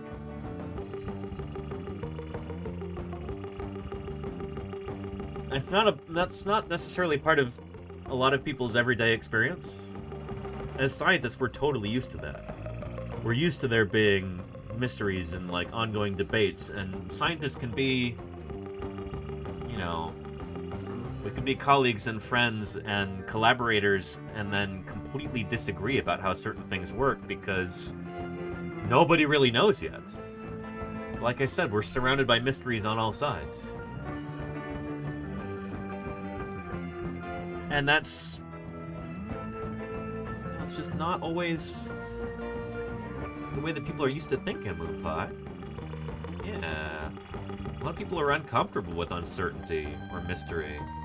In our modern, like, consumerist capitalist society, you know, everybody wants sound bites and factoids and stats on things, and it's like, in the real world, we're not there yet for a lot of stuff. You know? But nobody wants uncertainty in the market, you know? It's not good for shareholder confidence. And so I think that's something that's surprising to a lot of people when they actually dive deep into science for the first time, is how much uncertainty there is in certain areas. And that makes some folks uncomfortable. to a scientist is exciting, because it means there is still mystery left in this world. There are still things waiting to be discovered, and we can go out and discover them. We can solve those mysteries. We can figure it out. And that's what each of us is trying to do bit by bit every day. That's kind of the point of science, you know? But I don't know. If you're raised in an environment where information is just passed down to you from your elders or from religious leaders or political figures or whatever, and you're kind of told what to think and what to believe, that idea of uncertainty can be deeply distressing. And I think that's, when you're trained in science, that's one of the first things that you kind of have to be trained out of. You got to be okay with that idea of uncertainty, that idea of gray areas, that idea of, you know, we don't know everything yet. And you know what? That's exciting. It's really exciting. It means that you might be the one to make those discoveries. You know? So yeah. Yeah. But yeah. And Brian Kinney for Life says something about, do you think they found dinosaur? Who find dinosaur fossils? Oh, medieval archaeology? Oh. Brian Kinney for Life, you should 1,000,000% check out that book by Adrian Mayor, The First Fossil Hunters, if you're interested in that topic. There may have been influences that that fossils had on ancient peoples. They may have influenced myths and legends about giant animals and what have you, but it's really difficult to demonstrate anything like that in an actual empirical scientific way. It's cool to think about it, but it's difficult to actually demonstrate things. Yeah. That makes sense. We could dive into that a little bit more, but we've got some dinosaur deep dives and stuff to get into. So, let's do that. If you requested a dinosaur deep dive recently and you're still here in the chat, let me know that you're here and let me know what it was. I want to cater to those who spent all those channel points who are actually here right now to witness it. So let me know. The first to chime in will be the first to have theirs done. And we've done Neosaurus before, Murph. We just talked about it last week, I think. Matt M33, what was yours? And Mommy Does, what was yours? Yeah. And Murph says, how long is recent? We did cover Neosaurus, I think last Monday or Tuesday? Yeah. Mommy Does says Darwinius and then Aquilops. Alright, let's do Darwinius, which is not a dinosaur. But Darwinius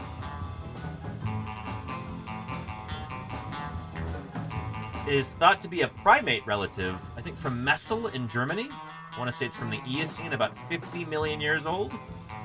Beautiful fossil specimen. And unfortunately, Google Images here is pulling up just like nonsense.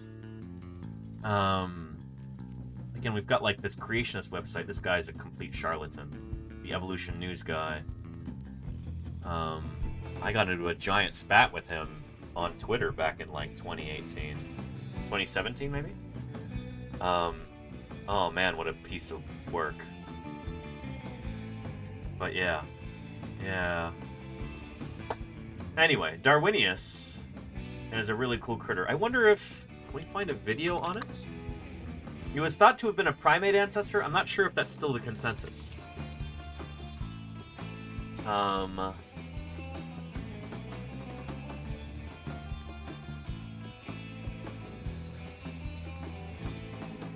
Let's see. Let's take a look at this. Yeah. Oh, is Tim White going to be in this? Last week, a fantastically preserved fossil known as Ida was introduced to the world with a fanfare rarely seen in the scientific community. Unveiling this ads. What is wrong with YouTube nowadays? Just like throwing up ads all over the place. Ugh. Gross. Last week, a fantastically preserved fossil known as Ida was introduced to the world with a fanfare rarely seen in the scientific community. Unveiling the small skeleton at the American Museum of Natural History, New York City Mayor Michael Darwinius Bloomberg here. described it as an astonishing breakthrough. Take a hike, Mike Bloomberg. Ugh. Gross. A press release boasted that it was the scientific find that will change everything about how we understand human origins. Ida was a squirrel-sized mammal that roamed Central Europe about 47 million years ago. She's clearly a primate, the group of mammals that includes humans, apes, and monkeys, as well as more primitive lemurs. She had fingernails, hands optimized for grasping, and forward-facing eyes. And confused a kid now. I provide so much. I already give so much money to Google on a monthly basis. I refuse on principle to pay for YouTube. Absolutely refuse. Yeah, not gonna do that. Yeah. I already have an ad blocker and everything, which works fine. It's just YouTube they rejiggered their whole UI here where and it's just, oh no, this is the same as it was. Why is this one different? I like this. This is good. Let's keep it like this. Ugh. Yeah, uBlock origin is essential, Gene1. Essential. To most people, Ida looks like a lemur, more like the primitive side of the primate family tree. Now research by Jorn Hurm and Philip Gingrich claims that the fossil should be grouped with us and other higher primates. Today I talked with Tim White, a paleontologist at the University of California at Berkeley. I asked him what he thinks about Ida.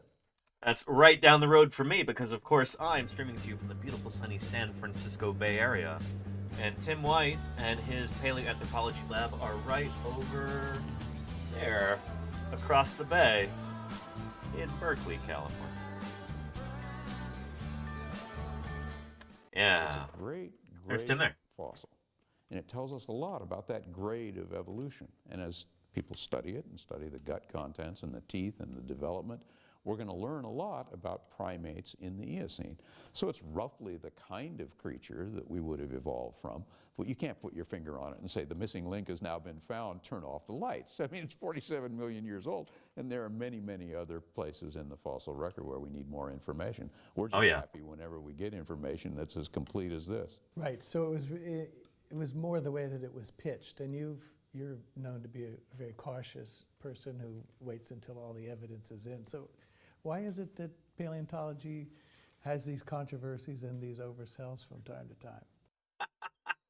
Because it's paleoanthropology. I shouldn't be talking as a dinosaur person, you know? He who is without controversy cast the first stone. Yeah. I'm not in a place to talk. But, yeah. I don't understand any of the finances of this or the book deals or the TV deals or anything else. But, you know, having Mayor Bloomberg, the mayor of New York, there to announce the fossil, you know, I'm not sure whether that got more votes or fewer votes at the end of the day. But it certainly was hyped to a degree that I have not seen with any other fossil discovery. Hominid, primate, dinosaur. And now, of course I have, yeah. Well over We've done that here on stream. Most of the scientific... Oh, yeah, hang on. What did he say about dinosaurs? Sorry, I was distracted. I have not seen with any other fossil discovery. Hominid, primate, dinosaur, you name it. This went... Oh, boy. Tim White's kind of throwing some shade here. He's like, yeah, this is overhyped. He's like, I've never seen this level of hype for any other fossil. Not to throw any shade toward you, Mommy does. I'm really glad that you heard about this, and it's because of maybe some of that hype that maybe you did. But yeah, and Tim White, I've only ever had good interactions with him in real life, Lenina. He's I don't know. He's always been kind to me. And like he doesn't know me personally. I know him, but like he wouldn't remember me if I went up and reintroduced myself. And I think that's kind of sometimes that's the mark of a good person, is like, especially like a high status person, is that they are kind to you even if they don't know who you are, and even if you cannot benefit them in any way. You know? So yeah, kudos to Tim White there. It certainly was hyped to a degree that I have not seen with any other fossil discovery. Hominid. Oh, and gotcha, Charlie's Dragon. Yeah, a lot of those European fossils are on private land, and they're sold to museums. So interesting. And Huram did a lot to hype it up. Got a documentary about it made, etc. They also gathered some criticism. Fair. Yeah. Tim White was in the Inferno? Really, Lenina? I need to watch that. I've heard it's really good. Tim White was in that? Huh. Dinosaur. I'll check it out. You name it. This went over the top. Hang on. Fewer votes at the end of the day, but it certainly was hyped to a degree that I have not seen with any other fossil discovery. Hominid, primate, dinosaur, you name it. This went well over the top. When I said that, like, I'm a dinosaur paleontologist, I can't say, oh, paleoanthropology, there's, real high profile, everything gets too much attention. Because I'm a dinosaur paleontologist. Dinosaurs are part of that too, you know? Most of the scientific community seems to share Dr. White's reservations and places Ida on the lemur side of the primate tree. Huh. Science magazine pointed out that the analysis by Herm and Gingrich examined only 30 traits, where standard practice is to compare several hundred. Richard Kay, a paleontologist at Duke University, even said that they had cherry-picked the data so to suit their analysis. Oof. Many scientists have rolled their eyes at the sensationalized announcement, which included a primetime television documentary. Dr. Herm added fuel to the fire when he claimed that any pop band is doing the same thing. Ultimately, Ida is an exquisite fossil that contains important clues about primate evolution. But will it change everything? Probably not. What a lovely little piece there. From the DNA Learning Center. Here's a link to that right there. Yeah. Here, let's see if we can find something else on Darwinius there. I guess this is the documentary there. Richard Attenborough. David Attenborough, sorry. Let's take a look at this. From the New York Post. When I saw the photographs for the first time, I couldn't sleep for 2 nights. It was so amazing that something like this could appear. Meet Ida.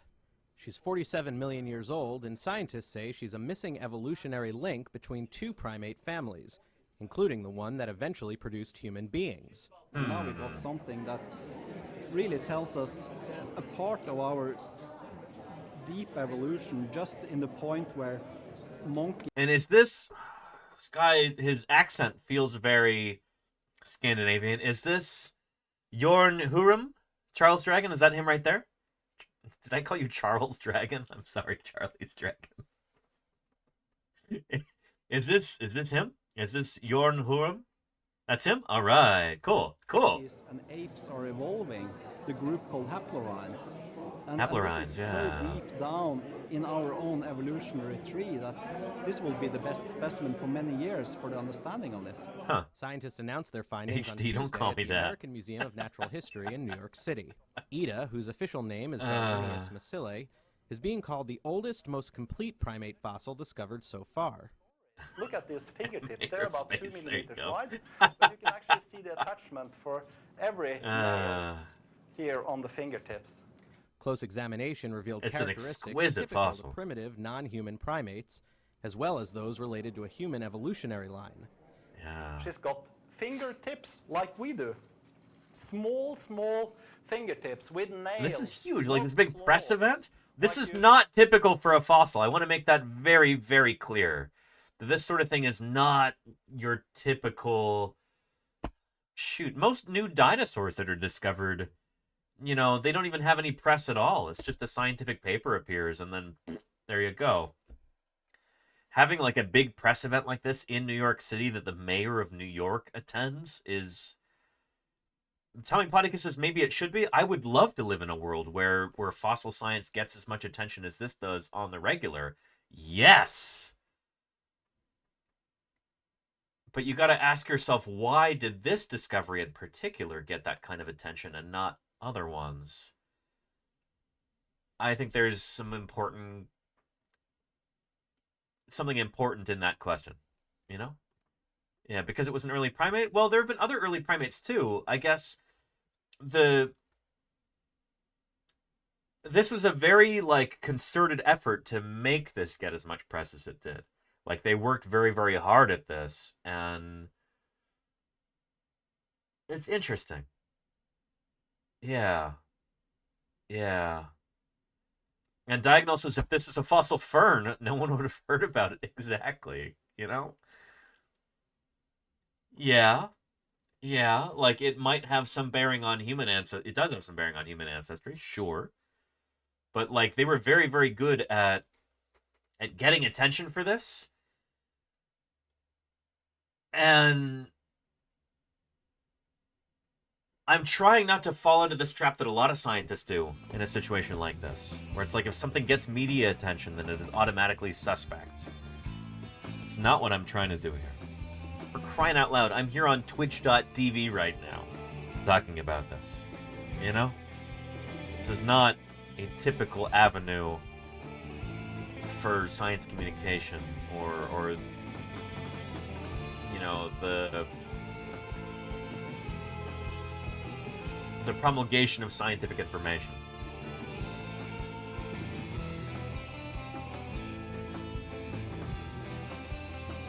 So yeah. Yeah. The cold fusion thing cast along should. Yeah, that was basically fake, right, Caravan? Or like non-replicable? So yeah. You should expect from a more primitive animal. However, scientists are quick to point out that Ida does not necessarily represent the so-called human missing link.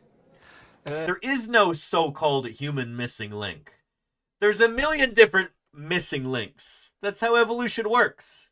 This like anytime somebody uses the phrase like missing link, it's like, you know, how do you say that you don't understand evolution without explicitly saying that you don't understand evolution?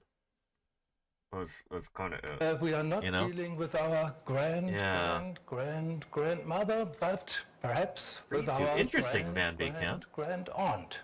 The fossil, which is 95% complete, was pulled from Germany's Miesel Pit, a mile-wide crater known as a significant site for fossil discoveries. Ida will be housed at the University of Oslo Natural History Museum. A reproduction will remain on display in New York. This is Brian Stillman with NYPost.com. Oh, Darwin would have been thrilled by this. I think he might have been secretly thrilled by this. Because Darwin you again. Hello. was very sensitive about the implications of his That's a cast, Tommy Ploticus, yeah. Study and explanation of evolution, was very sensitive about human beings fitted into this. It was a nettle that had to be grasped, but it would offend quite a lot of people, he knew. It would upset his wife, who was a devoted Christian, and would upset a lot of the people for whom believed that the account of man's origin, which is given in Genesis, was literally true. I'm still not convinced anybody actually literally believes that that's true. And when you actually read that, it's very clearly supposed to be like poetic. But could almost get away with other explanations of evolution in other parts of the animal world. Yeah. But the notion that human beings were cousins to other apes and that we were connected to other animals was one that was deeply upsetting to a lot of religious people in this country. It is... yeah, diagonal. I don't know. It just kind of speaks to me. I think it bespeaks a lack of seriousness about it. It's like if you actually take the book of Genesis seriously, then you would care about what the original authors meant to portray in that, and that's just not the case for, I don't know, anybody who takes the Bible like literally does not take it seriously. I think that's my point, where it's like there are zero serious theologians who actually take it like literally. And it's just frustrating like that, isn't it, Moon Pie? Yeah. But like, if you really actually believe in your heart of hearts that this collection of books holds all the keys to understanding life in all its complexity, then you would want to take it really seriously. You would want to figure out, you know, who wrote these various books and under what circumstances and what do they mean. You might want to learn the original language there. And like, the people who take it literally don't care about any of that stuff. They're pretenders. It's all kayfabe, you know? So yeah. Yeah, Moon Pie. It's your third time. Is it your third time visiting right now? Holy cow, Moon Pie. Holy cow. Yeah, you're just starved for attention. What's going on upstairs? Why do you keep coming down here? Is there a bunch of vacuuming going on upstairs? You trying to escape? What's going on?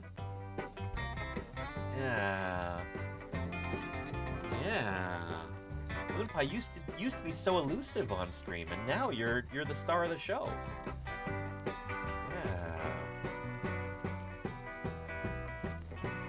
Yeah. And Shuladam, you're right about that. Oh yeah. Yeah, Moon Pie.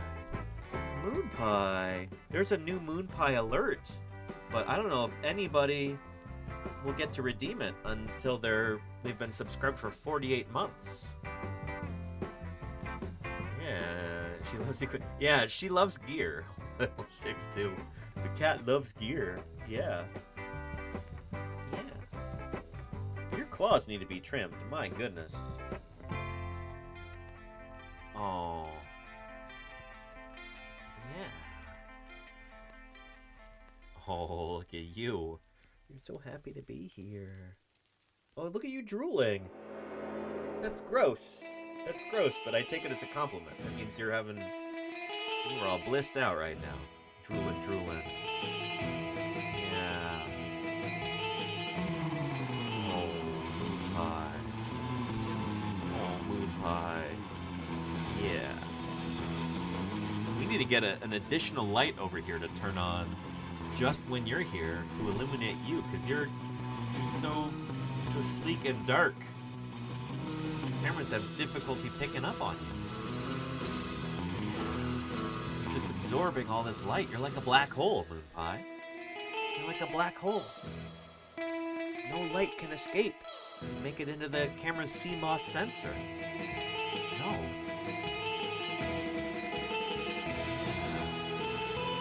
She is the stealth. Yes, she absorbs radar.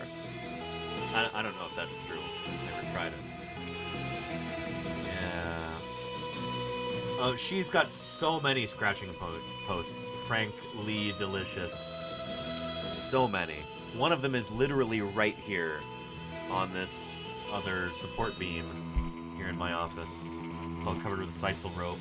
And then there's another one right over there, a little sisal mat. And she's probably got a scratching post in almost every room in this house. Sometimes several. Huh.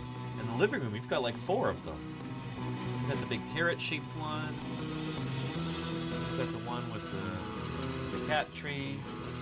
Yeah. She's definitely not at a loss for scratching infrastructure. It's always cat infrastructure week with Moon Pie and the other cats. Yeah. Anyway. Oh, and Jason FC4 says, is a cat relative to any dinosaurs? No. Let's talk about that, because that's important. Here. Going back to our tree of life. Mammals right here, of which cats are a part. Let's jump to Felis catus, the domestic cat. It is over here on the felid branch of the carnivoran branch of the placental mammal branch of the mammal family tree. Domestic cat right there. Whereas if we're going to get to dinosaurs from the domestic cat, you got to go all the way out here, past all these other mammals. There we go. Boroeutheria, placental mammals, therian mammals, mammals. You've got to get into the archelosaurs, or archelosaurs to get to dinosaurs. Birds and crocodilians, and birds. So dinosaurs would be right here on the Tree of Life. This tree only shows extant groups, so it doesn't show anything that's extinct. So all of the non-bird dinosaurs are extinct, but birds are literally a kind of dinosaur. Birds evolved from small, two-legged, feathered, meat-eating dinosaurs. So birds literally are dinosaurs. So we can jump from birds to our domestic cat, I guess. And that'll give you some sense of how far cats are from dinosaurs. They're pretty far. There you go. Yeah. How far are cats from dogs? Much closer. So, yeah. Let's go to...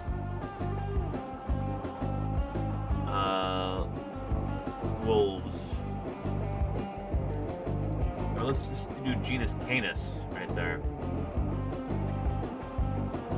Yeah, from cats to dogs is pretty close. Yeah. Dogs, wolves, coyotes, and jackals are their genus Canis. There's 6 species of them around today. And gray wolf and domestic dog are right there, Canis lupus. So pretty quick jump from there to Felis catus, the domestic cat. You're not doing so badly yourself for a paleontologist. Well, thank you. The mysterious Paul Collins. I appreciate the follow. Welcome to Paleontologizing. How do hyenas fit in related to cats and dogs? They're much closer to cats. So yeah. Hyenas are feliform carnivorans, so they're cat-like carnivorans. They're right over there. The hyena family is part of Feliformia, the cat-like carnivorans. And then if you go further out, you get to the dog-like carnivorans. Hyenas are cat-like carnivorans. They share a more recent common ancestor with cats than with dogs.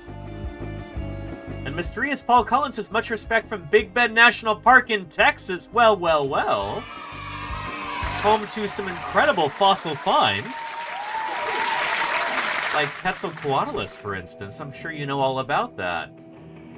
As mysterious as you may be, Paul Collins, you probably know about Quetzalcoatlus, right? Do you work at Big Bend, or are you there currently, or are you... What's your relationship to Big Bend? Yeah. Let me know if you wouldn't mind sharing. I'd love to know. Yeah, and also greetings from the beautiful sunny San Francisco Bay Area. Different national park is right over there, the San Francisco Presidio, which encompasses the southern end of the Golden Gate Bridge, is part of San Francisco Presidio, a different national park. Yeah. We're in private ranches, etc. in the region. I am a volcano quake nerd. You do know about Volcano Doc, right? And Rocket Sage, mysterious Paul Collins, 2 streamers here on Twitch who are both geologists. One a volcanologist and the other a... Let's see, Sage I think mostly does... She doesn't do SedPet. She doesn't do Does she do MetPet? Does she do metamorphic petrology? I forget what Rocket Sage does. And there's GeoJim too. Yeah. Very cool. Yeah.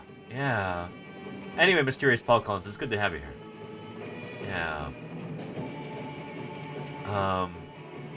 Good stuff. Somebody was asking about lemurs. Lemurs are primates.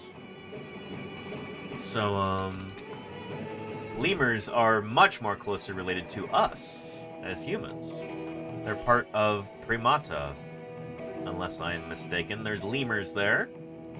96 species. They're more speciose than I thought. They're strepsirrhines, and they are primates. Lemurs are a kind of primate. And then somebody else had a question about, oh, cats and lemurs, yeah. So cats and dogs are, like, equally closely related to lemurs. Because cats and dogs are both carnivorans. Carnivora.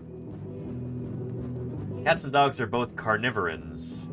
And so cats and dogs shared a common ancestor here about 51 million years ago.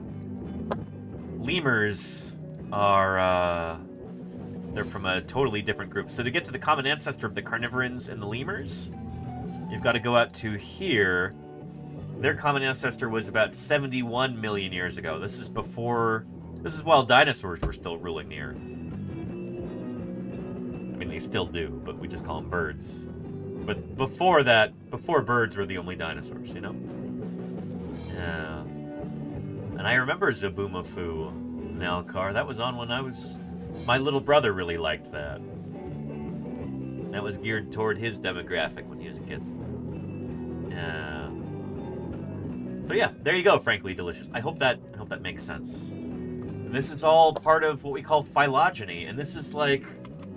This is super, super important to understand, and it's... When we talk about how we have really poor public education here in the United States, this is part of what we're talking about. It's like, these are super basic concepts that are just not taught in schools. The very concept of phylogeny like this is, In 1799, a strange animal skin landed in the hands of biologist George we watched this a while ago, but studying its I'll features. show you the beginning. Noticed the perfect resemblance of the beak of a duck engrafted on the head of a quadruped. So accurate is the similitude that at first view Oh, and you know what? We should do Metazoa real quick, Jody Fish. Or no, we'll continue with this in a little bit, and then we'll get back to Metazoa. naturally excites the idea Yeah. of some deceptive preparation by artificial means. So basically, this thing seriously looks like a duckbill sewn onto some fur. That animal, the platypus, is very We were much talking real. about platypuses And even earlier. weirder than Shaw realized, Yeah. platypuses lay eggs. They sweat milk through their skin, and they're venomous to boot. They're also mammals like us, but they're a different kind of mammal. One They're that split off monotremes. from the rest back when the dinosaurs were still around. Today, they are one of only 2 living members of that weird, wonderful lineage. We call And I think it's actually 5 or 6 members, but all the rest of them are echidnas. There's multiple species of echidna. There's only one species of platypus, as far as I know. the study of branching evolutionary histories Yeah. like these, phylogeny. Yeah, and again, this is the most basic concept in all of biology. And yet it doesn't get taught in schools. It's really frustrating that that's the case, but you know, that's just how it is. Evolutionary theory predicts Tiktaalik suggests a tree of life, with Yep. one species giving rise to This another concept of a over tree of millions life years. like this, you know? The discovery of Tiktaalik was still being written up at the time of the trial, so it couldn't be used as evidence. But Shubin Nalcar says the U.S. school system is bad. Yeah, it's underfunded, extraordinarily underfunded, and there's reason for that. Like, it's done on purpose. Yeah. And yeah, Tennessee does not have a great reputation there, Nalcar, you're right. I feel for you. Yeah. Analog Clock says, I was taught taxonomy and phylogeny in school, and I'm from Texas. Must have gotten lucky. You got count your blessings, Analog Clock. Holy cow. It's probably 90% of students in the United States are never taught this in school. So you are you had some very good teachers who probably fought very hard to be able to teach that. Kudos to them. Absolutely. Shubin's Yeah. colleague, paleontologist Kevin Padian showed the judge examples of other fossils with transitional features that support Darwin's tree of life. My testimony in the trial was basically taking a day and showing the judge how we... And yeah, we're going to get a lot of like dirter sound commands here, and I'll go a little bit further out here.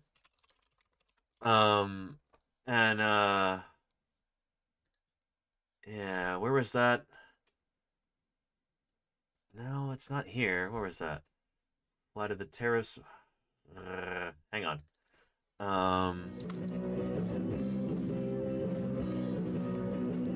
There we are.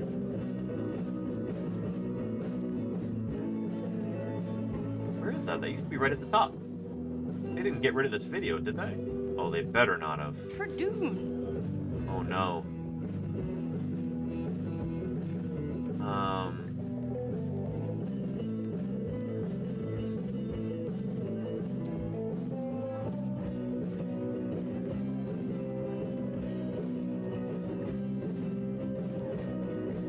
Did they get rid of that video? That would be so disappointing.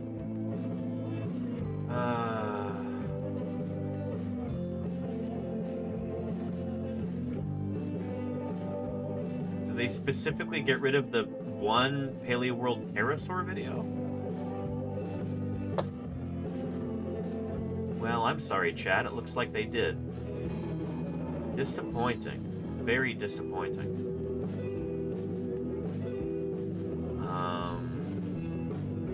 I don't think it'll be in here.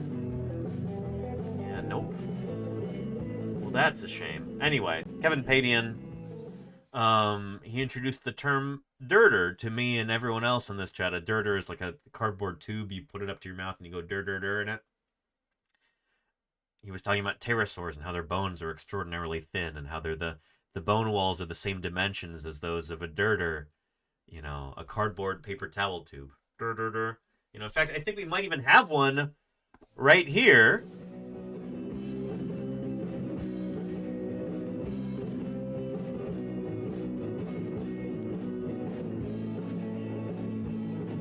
Yes, indeed.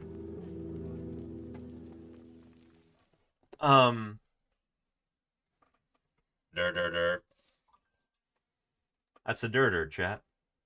And Kevin Padian used this term to describe it in a video that I would love to show you, but apparently it's been scrubbed from YouTube. But, anyway.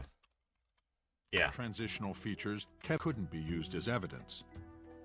But Shubin's colleague, paleontologist Kevin Padian, showed the judge examples of other fossils with transitional features that support Darwin's tree of life. My testimony in the trial was basically taking a day and showing the judge how we do our work and what the evidence is. How dinosaurs evolved into birds, as seen in creatures like Archaeopteryx, which has a long tail and teeth like a dinosaur, but feathers just like a modern bird. Mailing tubes are thicker, diagonal. A dirter is it's got much thinner walls. I know what a mailing tube is. Yeah. This is a cardboard tube like in a, you know, in a paper towel roll, or kitchen roll, as some people would refer to it as if they're from a Commonwealth country. If they still bow to the Queen, you know? Yeah. How ancestors of modern reptiles evolved into creatures now extinct that share a common ancestor with mammals. And how surprisingly whales evolved from large land animals that returned to the water. Yep. And where the pandas book says we can't go from A to B. Alto, there are no fossils there you go, Will, yes. Study them. Actually, we've gone from A to B and to C, D, E, F, and G. We have the fossils, we have the transitional features, we have the ways of analyzing them with many different lines of evidence, and we're looking for the picture that accounts for the most lines of objective evidence. Yep. With each fossil, Padian refuted Panda's claim that different life forms appear suddenly by showing how fossils of extinct organisms bridge the gaps between species, resulting in a picture of gradual evolution, just as Darwin proposed. Yep. The reporters in the courtroom were just amazed that we knew all this stuff, and how come they hadn't learned about this stuff before. And the reason is, it's not in textbooks because the creationists fight so hard to keep it out. That's been a big influence. It's a huge influence. So even very intelligent, very well-educated people who go to the top schools, if they never take a biology class in college, chances are they've never been taught this, and they just don't know that this is a thing. It amazes me when people still say, like, oh, you know, it's such a mystery. It's such a mystery where we came from, you know? And it will never be something. It's like, no, we understand this. We understand it through the study of fossils and through the study of natural history, through the study of DNA, phylogenetics. We know this stuff. And the idea that that is being kept from people is really distressing. So everything that you're going to hear in this video here is well established, and like this is common knowledge among biologists and paleontologists and, you know, other people in natural history. And it's such a shame that, like, I would love to be able to focus on other topics here on paleontologizing, but it's like this core basic stuff is just completely new to most people. You know, when I stream 5 days a week, and you know, it's like I'm always talking about this, but not everybody's here for every broadcast. And so there will be new people in every single time that I'm streaming who have never heard about phylogeny, never heard about common descent, like completely new topics to them, despite the fact that they're often very well educated, you know?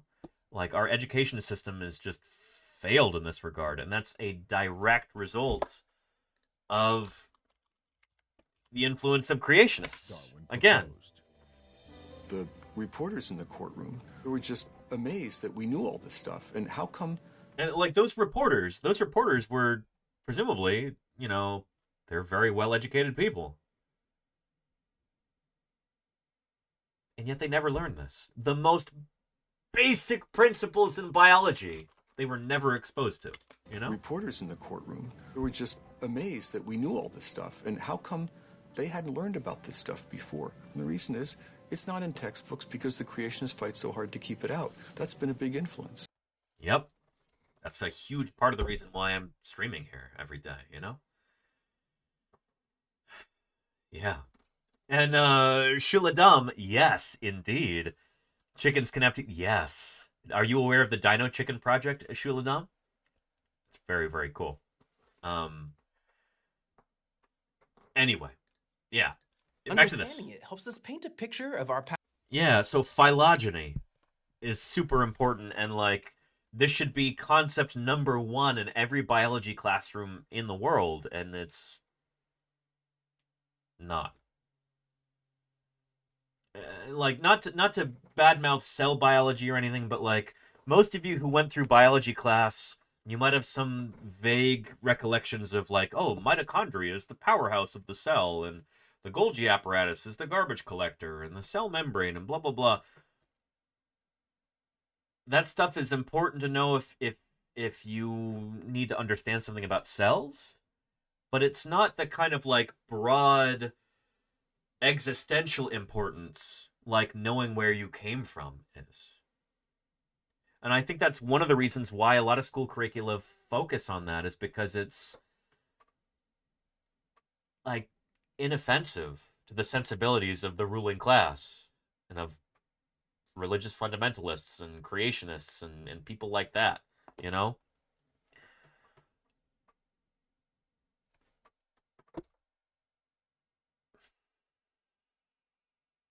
So yeah. Evolutionary histories like these, phylogeny. Understanding it helps us paint a picture of our pal the platypus, like who their ancestors were, and why they look so distinguished today. And TMK? And beyond Interesting. that, phylogeny helps us understand all kinds of lineages to make sense of life's big, whopping family. Hi, I'm Dr. Sammy, your friendly neighborhood entomologist, and this is Crash Course Biology. Yeah. I'm so glad this exists. This is really, really important stuff. I didn't get enough theme music last night.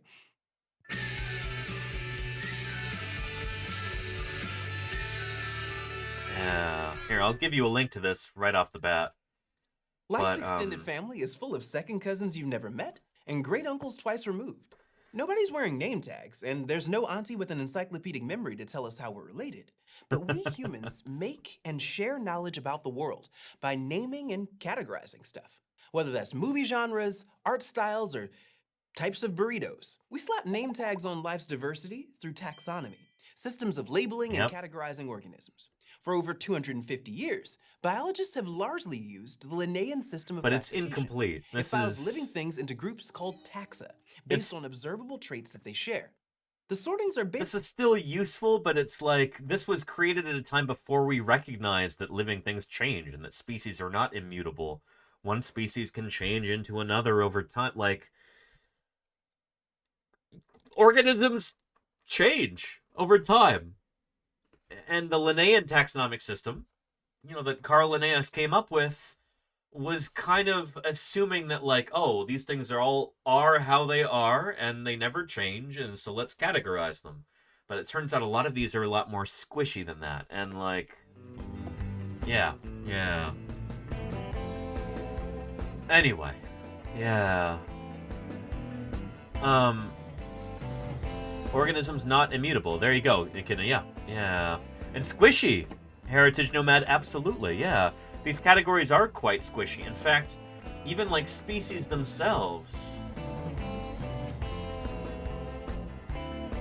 Like, those turn out not to be hard and fast definitions, you know? What makes a species, like in this video? Classifying living things is kind of like Pokemon. It appeals to our instinct to collect and identify. Well, I guess it is in we that have the respect. classification system is super useful for scientists. I mean, it shows how every type of organism we know is connected to all the others. And Pygmea says it was more about sorting and categorizing distinct organisms than showing relationships between organisms. Yes, Pygmea. Yes, indeed. The Linnaean classification system is more about that because no one really realized at the time that there was different relationships between different organisms. That was a revelation. That would take the work of people like Alfred Russel Wallace and an old Chucky D, Charles Darwin, to show us that, like, species change over time. And there are still a lot of people who, even, 150 years later, they still don't want to accept that. A shocking number of those are in positions of power in this country, you know?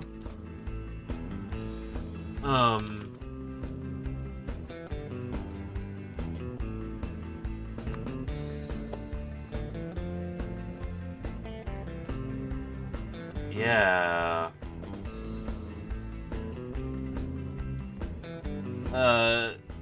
The person who is second in line to the presidency in the United States, the new Speaker of the House of Representatives, has blamed school shootings, which are a real problem here in the United States, if you're not aware.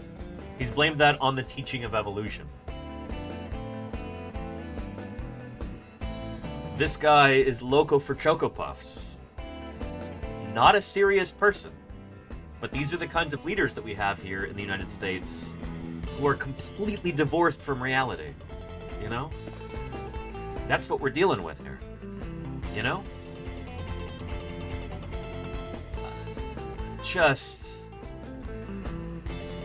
You might as well blame school shootings on leprechauns or something. Like, it would be equally nonsensical.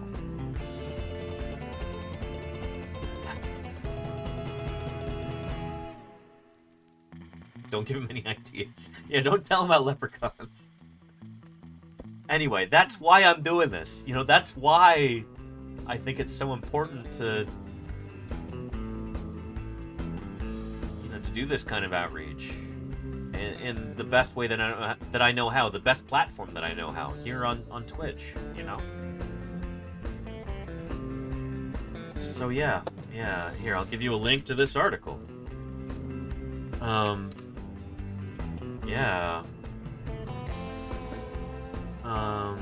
Leader of the leopards eating face party blames face eating on sparrows. There you go, Charlie. Yeah. Yeah, and Rachel Darling Endeavor says, thank you so much for being here. Likewise, Rachel Darling, thank you for being here. And for your support. I really appreciate it. Yeah. Just willing to say what he thinks it takes to get elected. I think this guy is actually a true believer. I don't think that he's faking it.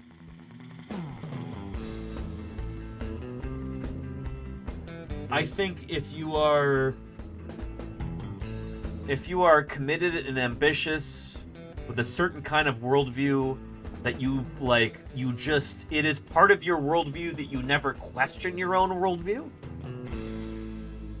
Like, a key part of who you are is that you never stop and think about, oh, why is it that I believe what I believe?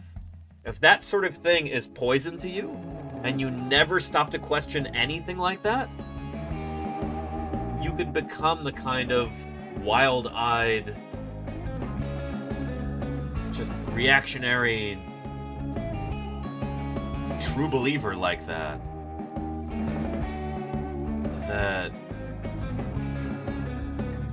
Yeah. Dominionist, exactly, Heritage Nomad, yeah. Wait, Will says, so guns don't kill people, evolution does? That's what he thinks. Literally. That's what he's publicly said, at least. We can quibble about whether or not, he actually believes that literally in his heart of hearts, but he at least believes it enough to say it publicly with his chest. You know? So, yeah.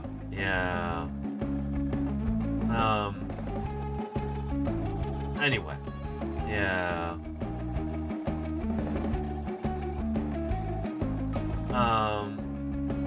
And there you go, Jody Fish. Yeah. There's a lot of really hateful people in the United States government. And a lot of very hateful people who put them in office. And I'm sorry, Jody Fish, that's really lousy. But that's... to get serious for a second, that's a big part of why I do what I do here on stream. You know? Because I wasn't born like this. You know?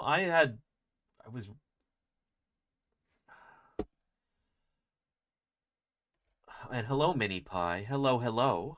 It's good to see you. We've got 2 cats now making appearances. This is not Moon Pie, this is Mini Pie. How are you doing, Mini Pie?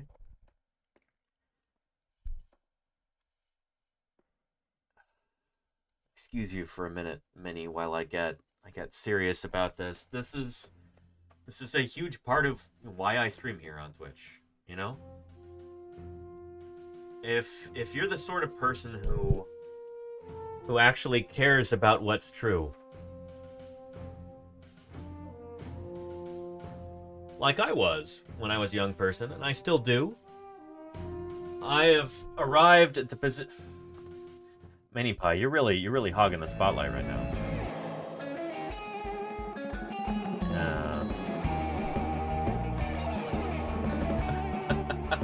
Your tail is already soaking wet.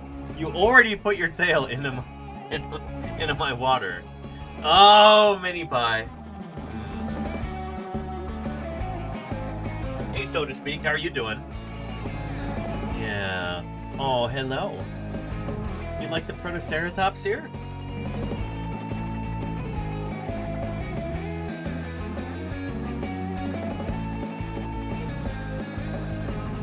There we go, Mini Pie. Look at those eyes. Look at those eyes. So bright and curious. Yeah. I can only wish that more Americans had that kind of brightness and curiosity, you know? That's a big part of what I'm trying to do here, you know? Maybe it's naive, but I like to think that if you give people good information, then they can see through some of these See through some of their own misperceptions, the ways that they've been misled. See through some of the lies that are actively spread by people like creationists.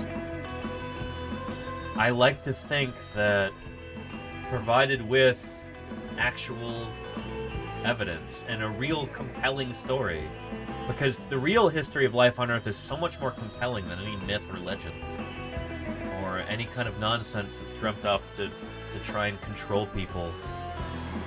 I like to think that people will choose reality over untruth like that. You know? That's why I'm trying to do this. And it's an uphill battle. When people like this are running the country, it's tough, you know? So to Speak says, what you do here is much appreciated and it makes a difference. Thank you, So to Speak. I really appreciate you saying that. I really do. Thank you. And if Mini Pie could understand this on a complex level, I'm sure she would understand it too. Luckily, she doesn't have to worry about this kind of thing. You know. Yeah. Yeah. So, yeah.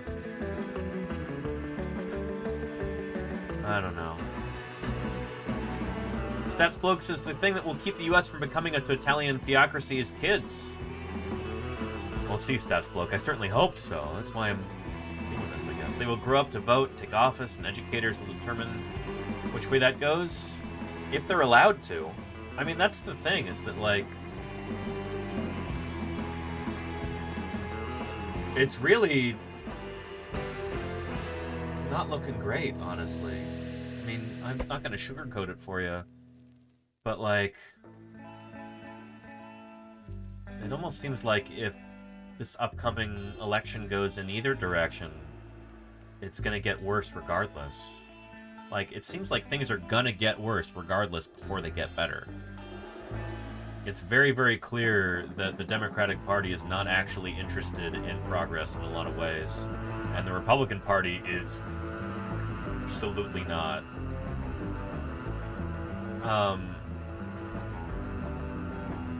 I think things are going to get worse before they get better.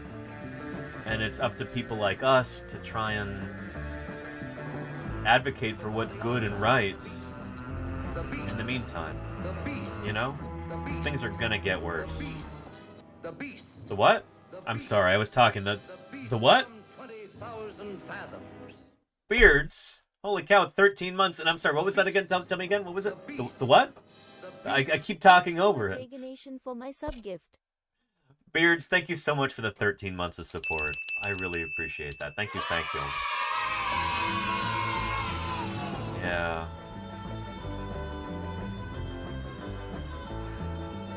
Yeah. And, wait, Dinosaur Dave? I mean, I wish I had that optimism, but, like, evidence just doesn't support that.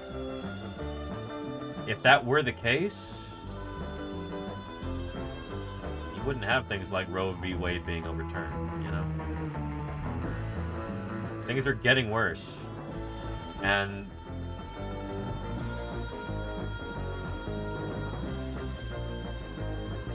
yeah. No, I mean, it's Ruth Bader Ginsburg's fault, essentially, when it comes right down to it. People are gonna be mad about this, but, like,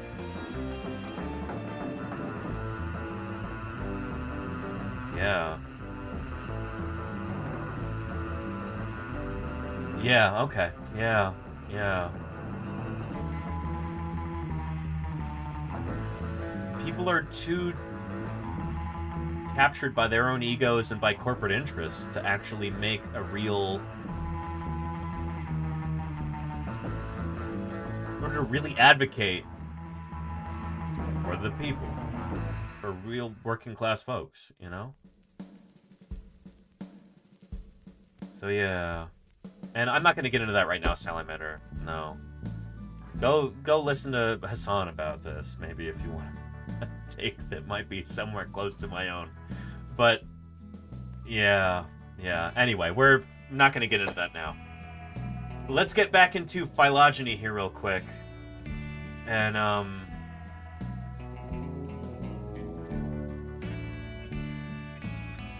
or you know what? Let me give you a link to this video again. Because we're going to go in a different direction. Let's talk about Dinocephalosaurus, because somebody did a deep dive on that, and that is in the news. And while I was streaming here, my mom actually texted me a link to a video on Dinocephalosaurus. So, let's check that out.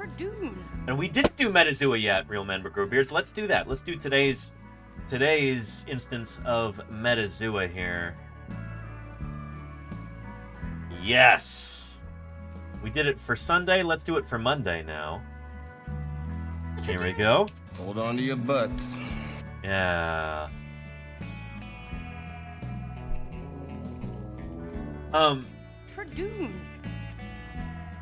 Give me the name of a placental mammal, chat. Troodon doesn't count, Kodali. Raccoon is a good one. Now, that's a carnivorous mammal. And that'll do it. Yeah. Oh, boy. Oh, man. That worked like a charm there. Very nice. We know it's within Mustaloidea here. So let's check that out. Yeah, almost sniped it. I know, right? Here, let me show you Mustaloidea on our Tree of Life. Oh boy, let's just go to raccoon, I guess. There's 2 C's in raccoon. I don't know why I didn't get that right.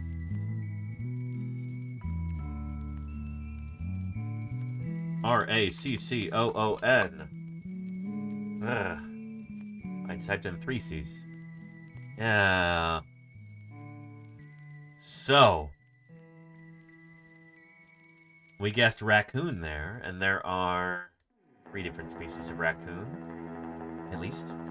Now, let's scroll out from there to Mustaloidea. That's one of these.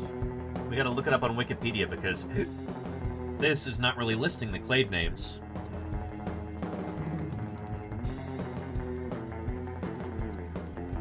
Mustaloidea, a superfamily of carnivorous mammals. This includes red pandas, skunks, badgers, and raccoons, and their relatives, weasels and stoats and minks, and etc. Excuse me, hiccups. It's been ages since I've got the hiccups on stream. Yeah. So, Mustaloidea, the weasel superfamily. The procyonids includes raccoons, coatis, and kinkajous. It's not going to be a member of this group because we guessed raccoon, and it doesn't say procyonidae. It could be a skunk, or a red panda, or a member of Mustelidae. I feel like we should try and knock out Mustelidae first, because this is the most speciose group if we're trying to use our guesses as prudently as possible. And this is a way to do that. So let's check out Mustelidae. Give me the name of a mustelid. A weasel, an otter, a badger, etc. Jody Fish says badger. Mary L says otter. Luniosaurus says otters.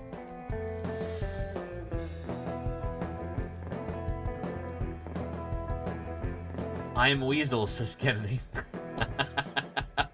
Wolverine, says Real Men Grow Beards. Oh, goodness. Wolverine is one of them. Badger is one of them. Weasel is one of them. I kind of want to try weasel just to start with. We'll go from there.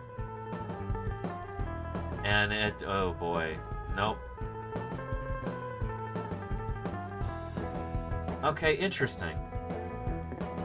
It doesn't group weasel with either of them. Yeah. So our critter is probably not part of the weasel family. It could still be a red panda. Iluridae is the red pandas. Skunks are here. It could also be a skunk. I think it's more likely to be a skunk than it is to be a red panda, but I don't know. I don't know how many of these are actually in the game.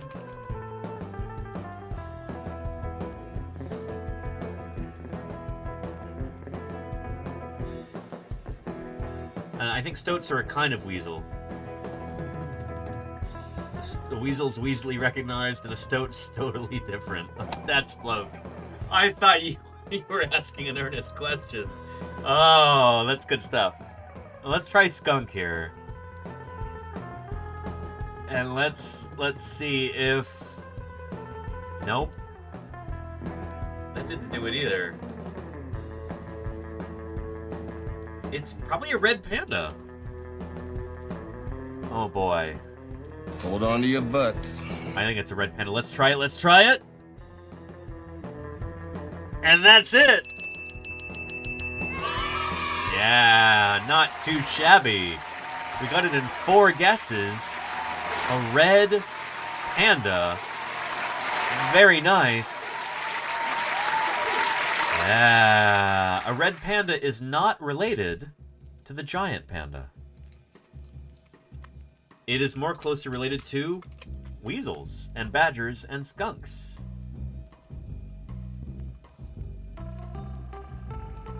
Yeah, and apparently there was like a Pixar movie about them recently that I didn't see, but I saw on bus ads everywhere in San Francisco. I didn't see it though. Let's take a look at, well, first let's take a look at this lovely video of some red pandas playing in the snow, so you get an idea of... Oh my goodness, do you know what this reminds me of?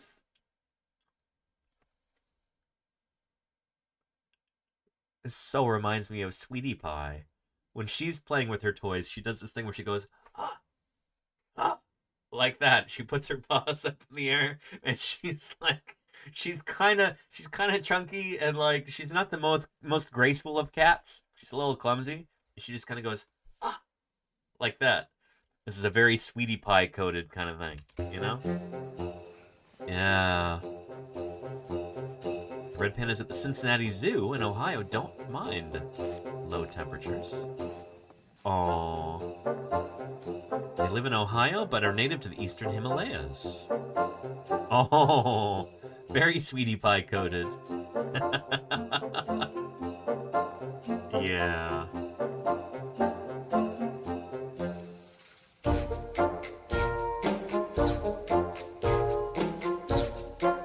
They're also called Himalayan raccoons. That's interesting. They're not part of the raccoon family, though. They're not part of Procyonidae. Oh, that's funny, Jody Fish. Yeah.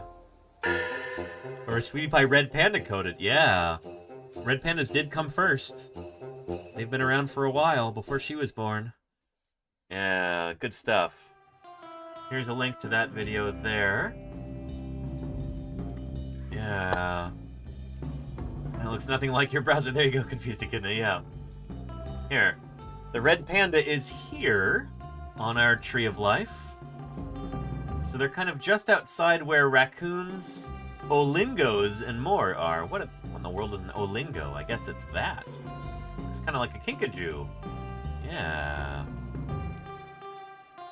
And you've got ringtails. One of the rarest mammals in California is a ringtail. Anyway, so yeah. So red pandas are close to the clade that also includes raccoons. Interesting.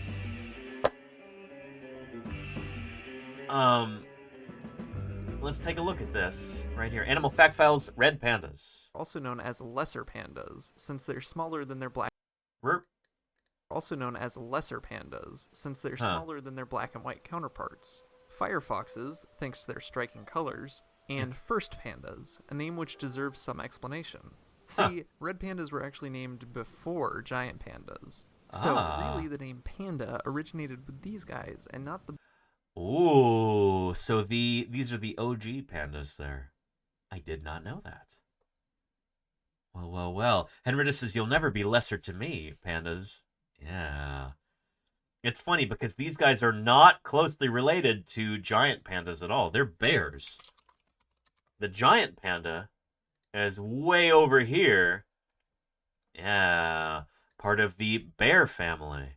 They are bears. They're the earliest diverging bears. You could say they're the most primitive, which just means that they split off the first, before you've got these other bears that split off from their evolutionary ancestors later. And red pandas are over here. And then in between, you've got seals, sea lions, walrus, and all of them, the pinnipeds there. So, yeah. Anyway, interesting stuff. Big boys with which people are most familiar. What's more, red pandas and giant pandas aren't even technically related. Yeah, well, they're more distantly. All living things are related. It's just degrees of separation there.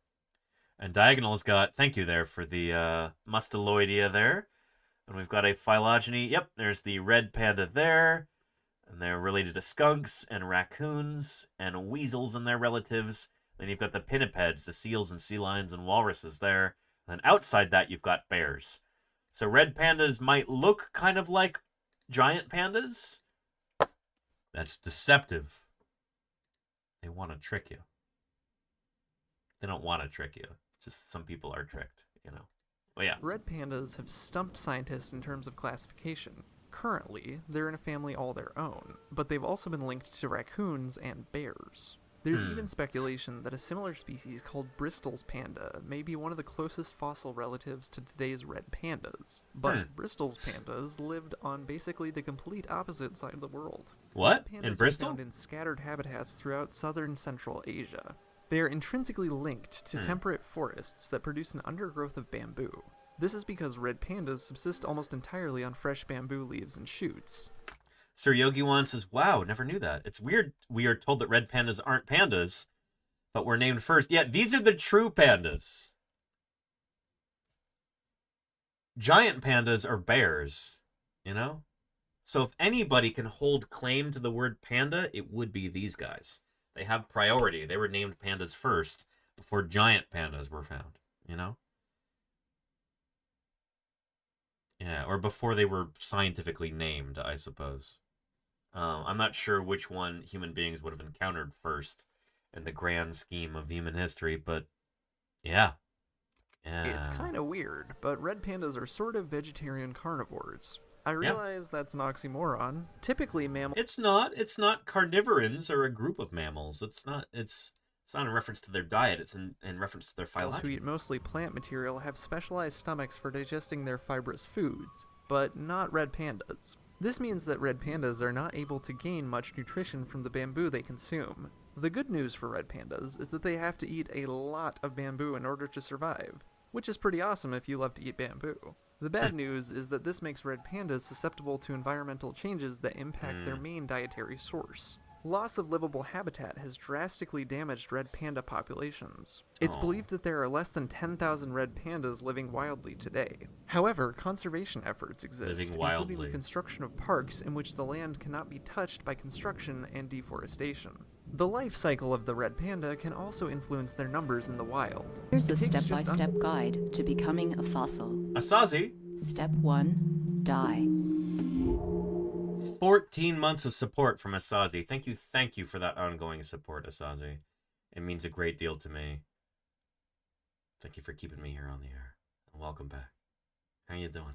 Under 4.5 months for a female red panda to gestate. Compared to similarly sized animals such as raccoons or even domestic cats, each with a gestation period of just over 2 months, red pandas are pregnant more than double the time. Plus, while raccoon and cat babies can leave their mother within 3 months' time, it can take nearly a full year for red pandas to become independent.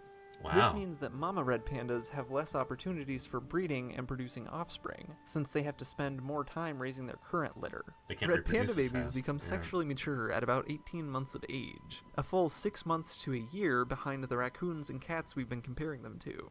The good news is that, unlike giant pandas, red pandas have broad genetic variants, which means that they have a better chance of producing healthier offspring. And, to be fair, raccoons sort of drew the short straw in life expectancy, as red pandas on average live 10 times longer. Red pandas are at their most vulnerable within their first year of life, but all red pandas can fall victim to predators, such as snow leopards and jackals. They have some defenses, though. While their fiery coat may seem to make them stand out against a lush green backdrop. Their predators can't see that. Their predators are colorblind, so it doesn't matter. You know, they could be bright purple or, you know, hot pink, and their predators wouldn't be able to, because their predators can't see in color. Except for humans, I guess. But yeah, jackals and snow leopards don't have color vision. So this is good camouflage for them, despite standing out to us, you know? In their natural environment, they actually blend in quite perfectly with the red mosses and white lichens adorning fir trees. That's not even, oh boy, that's not even it. They, like, whoever wrote this kind of missed the point. Most of their predators are colorblind. You know? Yeah. And they didn't say jaguars, they said leopards, I think, Will 62, didn't they? Yeah. Yeah. Plus, red pandas are adept climbers and spend a lot of their time in the trees. They're kind of shy as well, so they probably won't be out as an easy target anyway. Also, if they get any cuter, we might explode. For more facts on red pandas, check out the links in the description. Tell us what you think of red pandas in the comments. Thank you so much for watching, and be sure to give a thumbs up for more animal fact files. And he said jaguars? Jaguars are only from South and Central America, I think. Well, and parts of North America as well. We get them in they used to live here in California. And thank you, Jimanwie, for the 4 months of support. Really appreciate that. Thank you. Good stuff. Good stuff.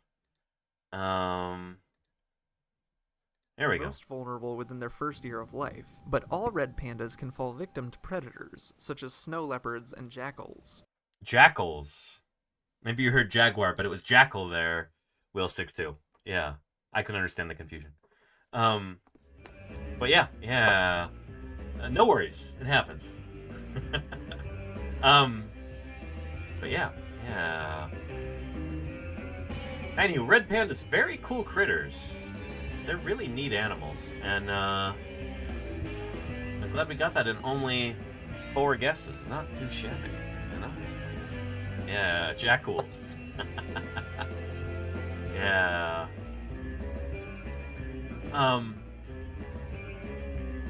Good stuff. Good stuff.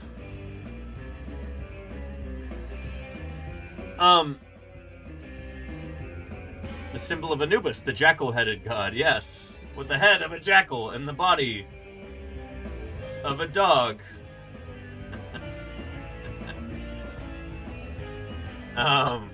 Yeah.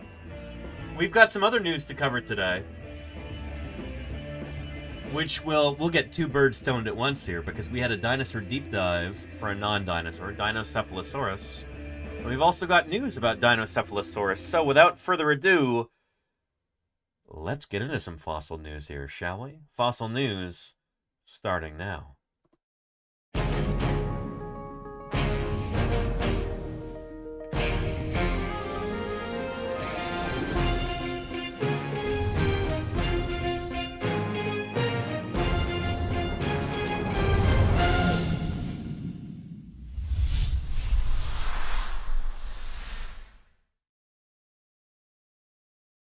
All right.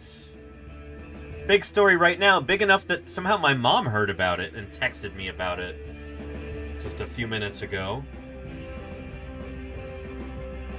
From ktla.com.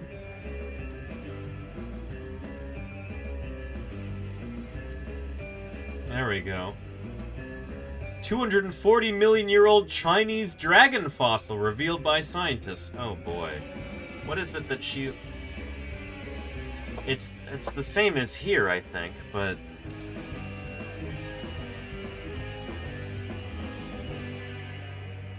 Yeah... This was the article that she just sent me. Yeah, this is an animal related to like Tanystropheus, if you're familiar with them.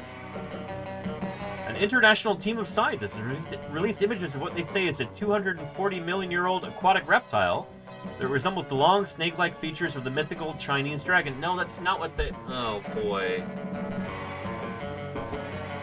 This is so... that's irritating, you know? All the articles are saying Chinese dragon, it's painful. I mean...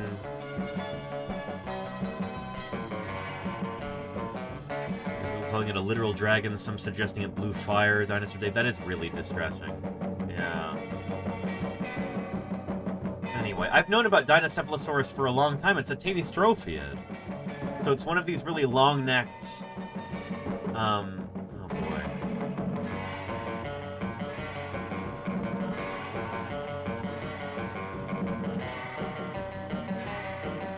Let's look at a decent article about it here. One that's not burying the lead. Dinocephalosaurus was a fully marine reptile and even gave birth at sea, paleontologists say. That is exciting. So this is an actual decent, like, press article here about it. Yeah.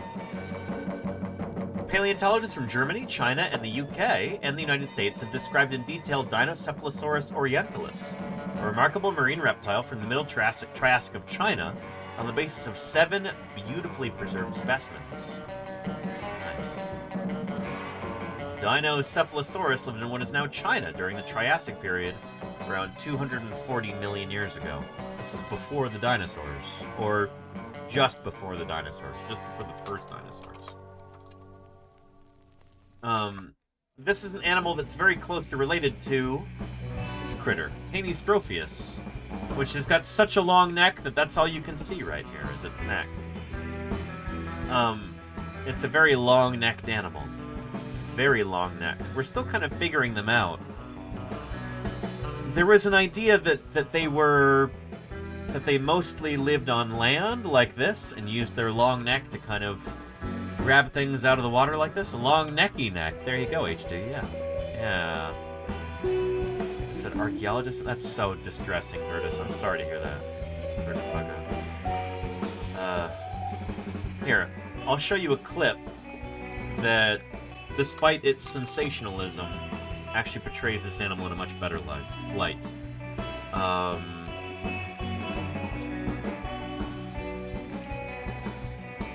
There we go.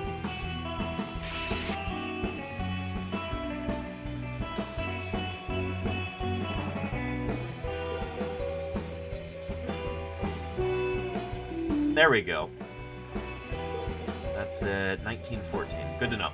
Here. I'll show you the intro just so you understand what this is all about. This is from a very tongue-in-cheek documentary series with Nigel Marven called Chased by Sea Monsters. And hang on, before we look at this, look who has just wandered in here. Sweetie Pie, we were just talking about you, Sweetie Pie. Yeah, would you like a treat? We were talking about red pandas and how they reminded us of you. Come here, Sweetie Pie. Look. I know I can entice you with a treat. Come on over here, Sweetie Pie. Yeah. Come here. This will be maybe the first time ever we've had all 3 cats on in one stream. Ooh. Sweetie Pie, come here.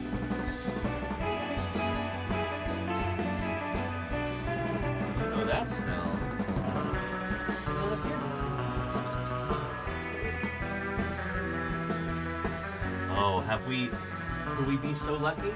Sweetie Pie, would you like to come up here? You used to come up here every stream. Come here. Come on up. Yeah.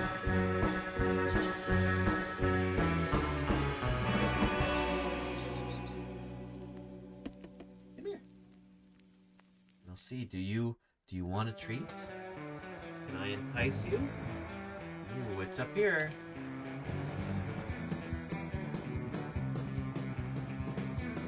Oh, we'll see. We'll see. Here. This is Chased by... Oh, Sweetie Pie, do you want to come up here?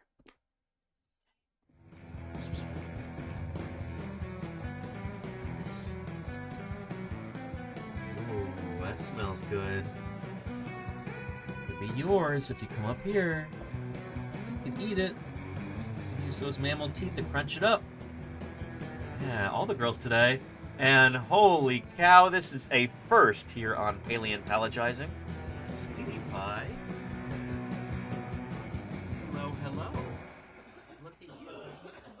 go, sweetie pie. Yeah, that's our first ever hat trick, chat. 3 cats in one stream. 3 cats in one stream. How exciting is that? Yeah. Oh, sweetie pie. Yeah, a cat trick. There you go, Dame Karen. Oh, and there she goes. Well, it was a brief encounter, but it happened. Good stuff. You got them all, Bella. Can you believe it? That's a first time. That's some paleontologizing history being made there. 3 cats in one stream. Wow. You thought there were 2? No, there's 3 birds of dead on. I've got 3 feline overlords here. And, she set the record and got out. Yeah, there you go, HT. Sweetie pie, hey. What are you doing with that plastic dinosaur over there? Avarice Clarice sent those. And what are you doing with it? What are you doing, sweetie pie? She's a goober. She is. Yeah. Anyway, talking about Tanystrophiids. Here, take a look at this clip. This is just gonna set up the clip here. It's a little out there, so we gotta set it up at first. Yeah.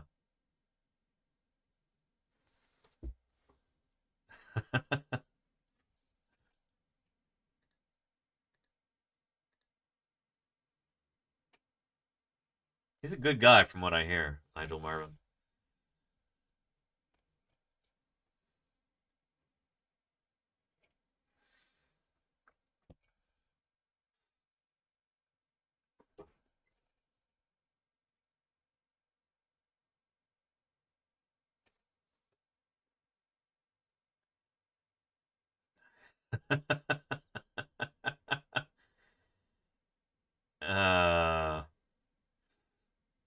It is pretty good, Regadactylus. It's pretty good.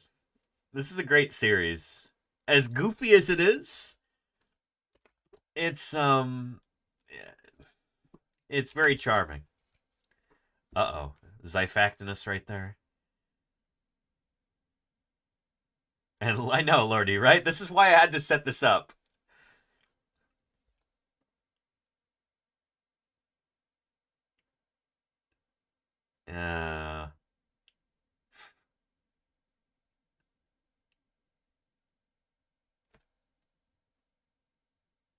Okay.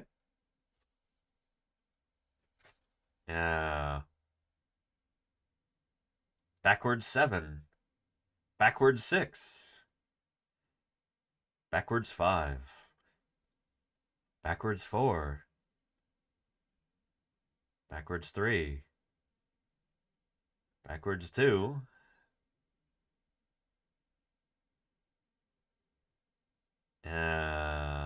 So, let's go ahead and look at our clip with our Tanystrophius here, which I believe is right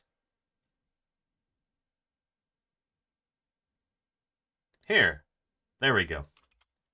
Yeah, good stuff. There's Nothosaurus. Yeah.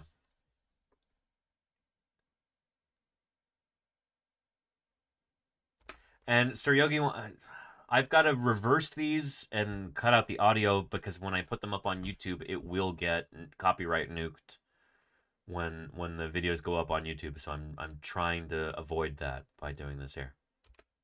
Yeah, that's why it's got to be reversed like this.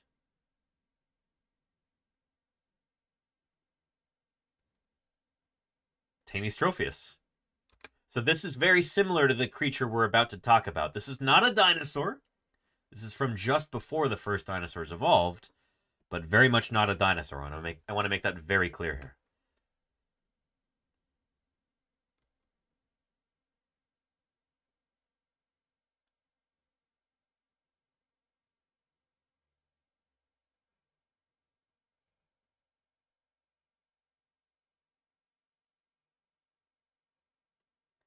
Oh, don't touch them.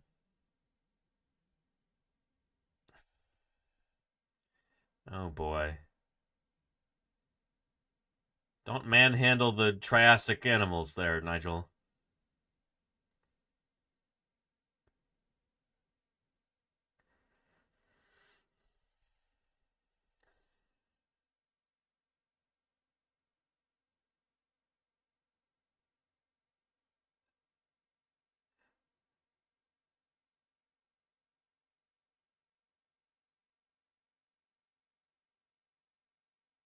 Yeah, except they can only do that once.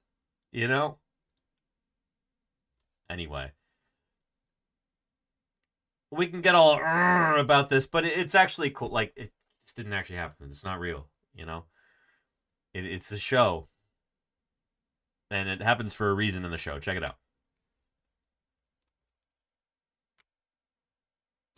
out. Mikey Lexus, he's going to draw bigger predators with all that blood. There you go. Symbospondylus, big ichthyosaur.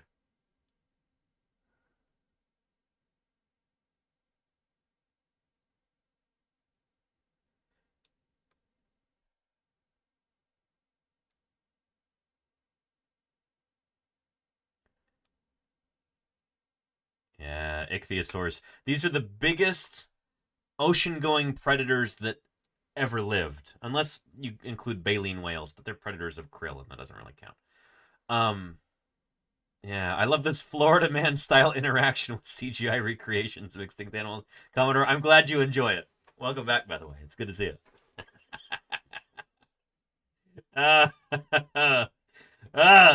Yeah. Anyway, yeah. And Real Men Grow Beards makes a good point there. The Steve Irwin phenomenon. Yeah. Yeah,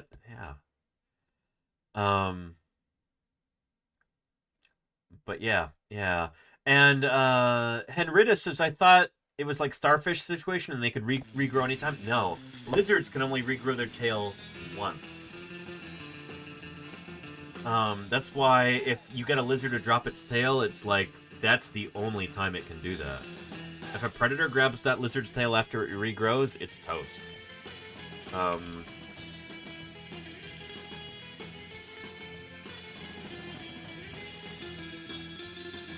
Because that break zone there is very, here, let's see. What happens after you lose your tail? Let's take a look at this from Animal Logic. In the constant struggle for survival, animals have developed novel defenses. Some fight back, some look scary, and others are almost impossible to see. But one of the strangest defenses in the natural world comes from the animals that detach parts of their own body. Yeah. It's the work of science. He pinched his own leg off, said, "No, screw that." There. Now we have a specimen. This is autotomy. You! Let him go, dog! Look at the tail, bro.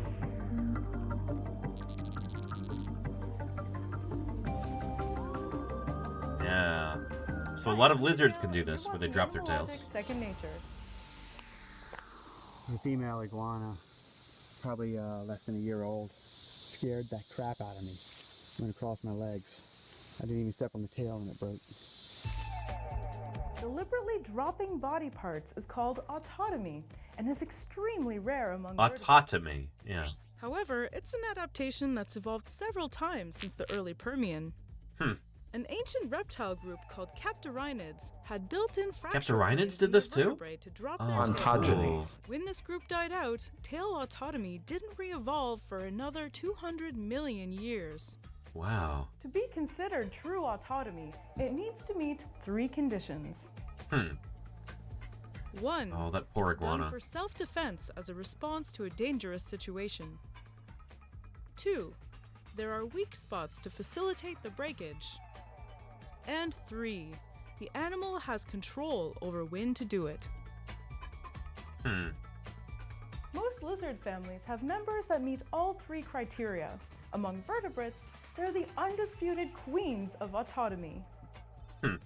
Most lizards who can autotomize have fracture planes on each of their tail vertebrae. On each of their tail vertebrae? I didn't know that. To sever the tail if necessary. I thought it was just in one spot. Let's see how these fracture planes work. Pretty strong. Oh boy. If they're caught by the tail, they contract the muscles surrounding the highest free vertebra and break it in half. Wow. After this, the muscles separate and the skin is torn. The tail falls off. Yowza. Though not all lizards can lose their tails, generally speaking, species that use their tails in their daily lives are less likely to be able to autotomize. Huh. Chameleons that use their tails to climb, monitors that use their tail as a weapon, Yeah, they don't do that. Jesus lizards that need it for balance when running on water are all unable to lose their tails on command. Yeah. By the way, are you aware that there's a lizard that can run on water? It's called the basilisk, aka the Jesus Christ lizard. Check this out. On water are all unable We talked to about lose this their a few tails weeks on ago. command. They're really cool. Losing your tail is a cheap price to pay to avoid losing your life. But there are a lot of costs to losing parts of your body. And every order is especially tailored to meet individual needs. Many try-ons are necessary, and trained personnel see that each patient has a perfect fit. Lizards without tails lose social status as they seem smaller than their tailed relatives. And as a result, get less tail. Oh, please. The giant Gila monster. They also require a lot of energy to regenerate their tails, so they need a Maybe lot more of food, yeah. This means more time out in the wild and a higher risk of encountering predators. Yep. And females who have lost their tails are less reproductively fit, as they produce Yep. fewer and smaller eggs. But at least they're alive, you know? It's a big sacrifice to drop your tail like this. And so if you go out and you catch a lizard and it drops its tail and you think, oh, it'll be fine, like, it very well might not be. You know, that's like, that's a big struggle for this animal after Losing a tail that. also means losing an important fat reservoir.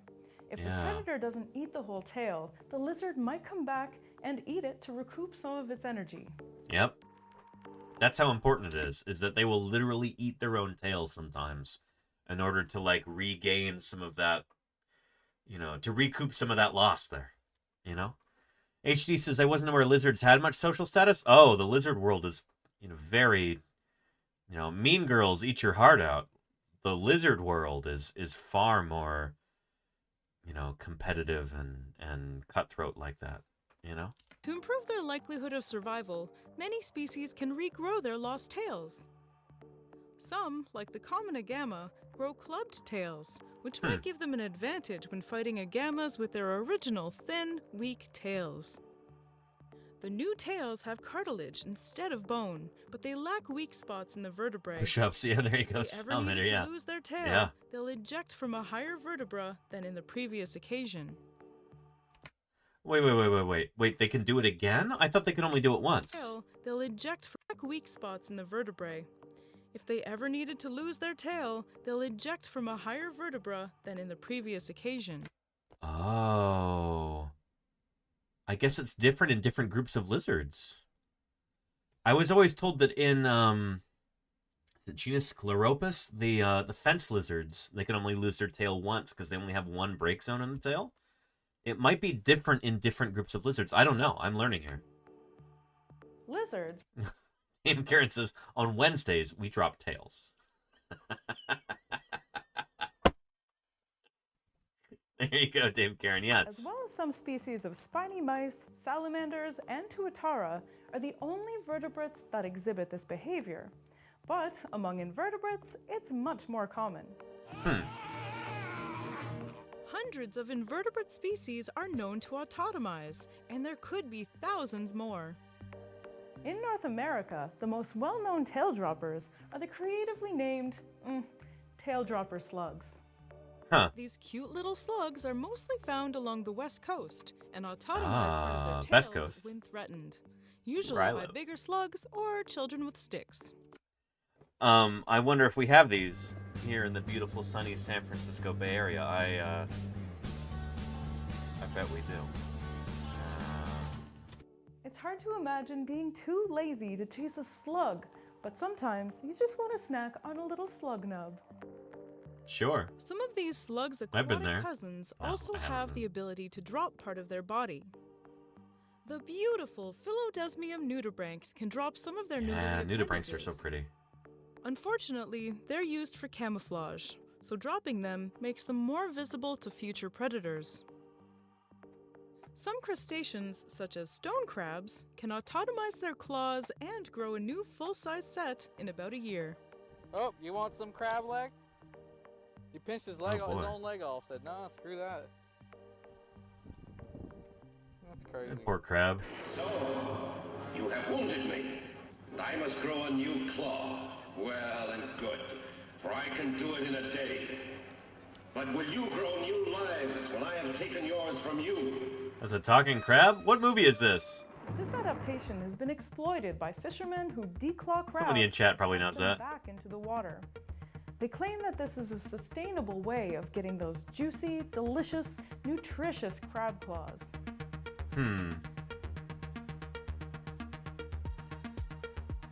Oh, Unfortunately, using ow. their only means of protection has a very high cost for crabs. Yeah, they're gonna die. Under experimental conditions, about half of crabs who had both claws removed died within an hour. Yeah. In the wild, How would they even not? fewer might survive.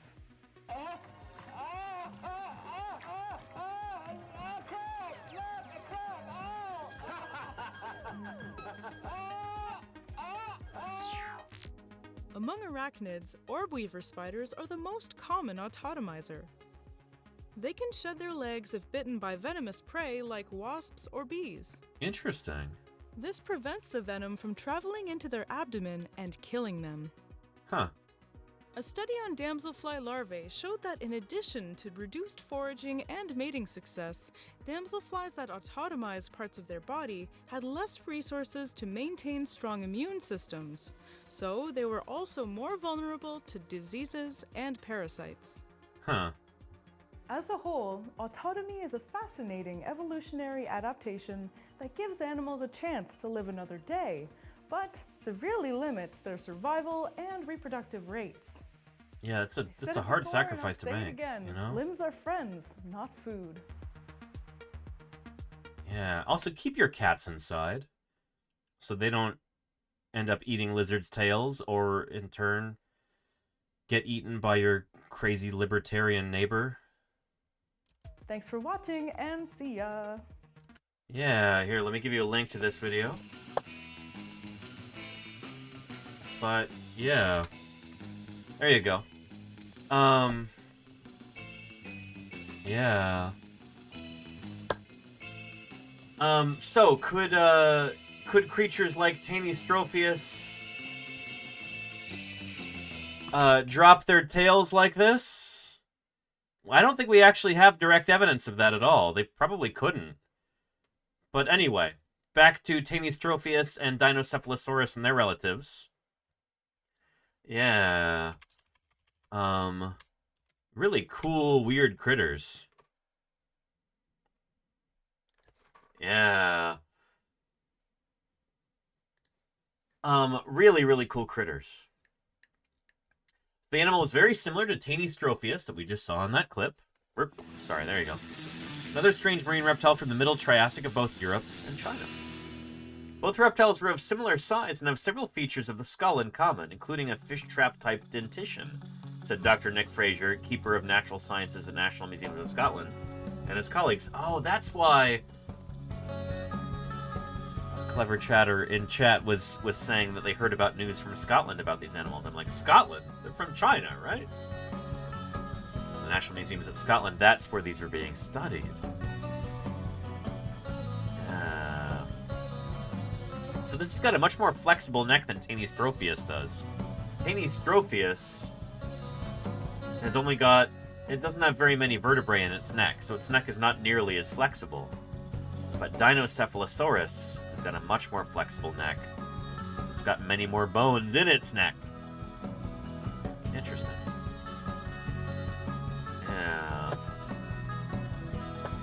The exact function of its extraordinary neck is unclear, but it almost certainly aided in catching fish, which were preserved in the stomach contents of one of the specimens. Despite superficial similarities, the reptile was not closely related to the famous long-necked plesiosaurs that only evolved around 40 million years later, which inspired the myth of the Loch Ness Monster. They didn't inspire the myth of the Loch Ness Monster. That's a separate thing, but we'll get into that another time. This discovery allows us to see this remarkable long-necked animal in full for the very first time, Dr. Fraser said. It is yet one more example of the weird and wonderful world of the Triassic that continues to baffle paleontologists. We are certain that it will capture imaginations across the globe due to its striking appearance, reminiscent of the long and snake-like mythical Chinese dragon. Oh boy, that line there ensured that A, that this would get picked up by news agencies around the world, and that B, it would mislead people around the world. It's a fine line that you've got to walk as a paleontologist. You know, to make your work sound cool to news websites and journalists, but also not to make it too sensationalistic, you know? Yeah. Saranlan says Nessie far predates the discovery of plesiosaurs. That's not true, actually, Saranlan. Not to jump down your throat about that, but no, plesiosaurs were first discovered in the late 1700s, early 1800s. The myth of Nessie basically dates back to like the 1920s. Any other legends of Saint What's-His-Name encountering a monster in the loch or whatever, there was actually the River Ness outside of Loch Ness, and it's, oh man, I'm gonna do a stream about this at some point, but yeah, that has zero connection to modern Loch Ness Monster legends or anything. Yeah. Yeah, anywho. Dinocephalosaurus orientalis was first described in 2003, and I remember when this happened, actually. I remember I was in middle school at the time, and actually, like, brought in the article as like a, you know, this was for a science class. I had to, you know, I talked about this. It was cool. But the discovery of additional, more complete specimens has allowed the authors to depict the bizarre long-necked creature in full for the very first time. Among all the extraordinary finds we've made in the Triassic of Guizhou province, Dinocephalosaurus orientalis probably stands out as the most remarkable, said Professor Li Chun, paleontologist at the Institute of Vertebrate Paleontology and Paleoanthropology, that's in Beijing. The IVPP is what it's called. The findings were published today in this journal, the Journal of Earth and Environmental Science, Transactions of the Royal Society of Edinburgh. Yeah. Good stuff. Yeah.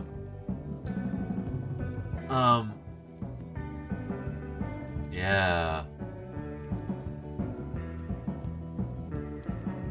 And it is open access. You gotta love an open access article here. Good stuff. No paywall. Beautiful. There's a link there. And Plagued by Society says, my son is learning about Perucetus. Very cool. Very cool ancient whale.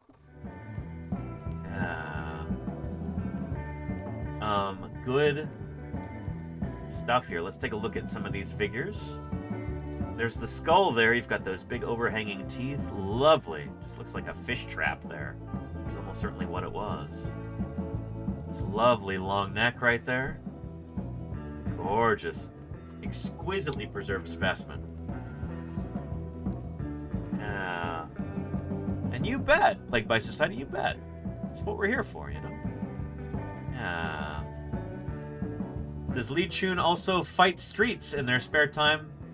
Is that a video game reference there? Confused the kid? No. I don't think so.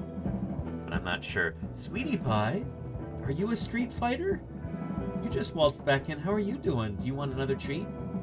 I can get you another treat if you come up here. Yeah, Oh, I see you licking those chops. It's been a long time since I've given you a treat. Do you want a treat? You know that sound, sweetie pie. You know that sound. Yeah. Ooh, look at that. Could be yours.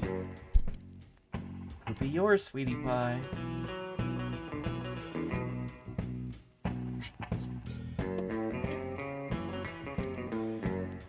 Yeah.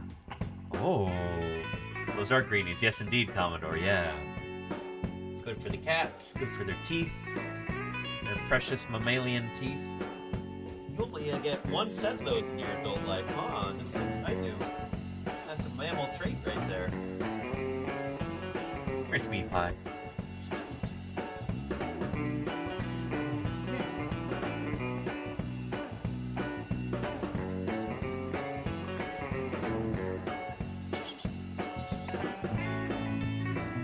She's getting distracted by other noises in the house. I just said treat and I almost fell over in SVR. Cats will do that sometimes, yeah. There's cats that can almost mimic, English words sometimes. Commodore says the trick is only pretending you only have care. Okay, sweetie pie. Hey. Hey. I only have care, sweetie pie. I only have care. You can eat the treat if you want, I'm indifferent to that, I'm gonna look over here. I'm gonna focus on chat right now. And we'll see if Sweetie Pie decides to hop up on the desk. Anyway, really cool paper here. And look at that exquisite preservation. Look at those long cervical ribs. Those, I think, are actually ligaments or tendons that turn to bone over the course of the animal's life through ontogeny there. Really lovely. And this tells you that this animal actually would have had a very stiff neck. You wouldn't evolve these long ossified tendons if this were not the case. Those are meant to stiffen the neck. So this animal didn't have a long snaky neck. This animal had a very long, straight, rigid neck like that. Henrietta says ligaments can turn into bone. Oh, you bet, Henrietta. Yeah, absolutely. We see this in dinosaurs too. Yeah. Whether it's in duck-billed dinosaurs going down the end of the vertebral column like that. Whether it's in ankylosaurs stiffening their tail to make their club a more effective weapon, or whether it's in the long tails of dromaeosaurs like Deinonychus. There were tendons that actually turned to bone over the course of the animal's lifetime like that. It's a neat innovation that happens again and again in dinosaurs. But I'm pretty sure cervical ribs, like you see here, are also an example of that. In the young animals, these wouldn't be bone. These are basically ligaments or tendons. I'm not sure which. One of them attaches to bone. One of them is bone to bone, and one is muscle to bone, and I don't remember which is which. But anyway, I'm going to say ossified tendons for now, because that's what we call them. That might be a misnomer. They might actually be ossified ligaments, but we call them ossified tendons. Here, I bet you we can find a Wikipedia article about that. Ossified tendon. Redirected from ossified tendon. Okay.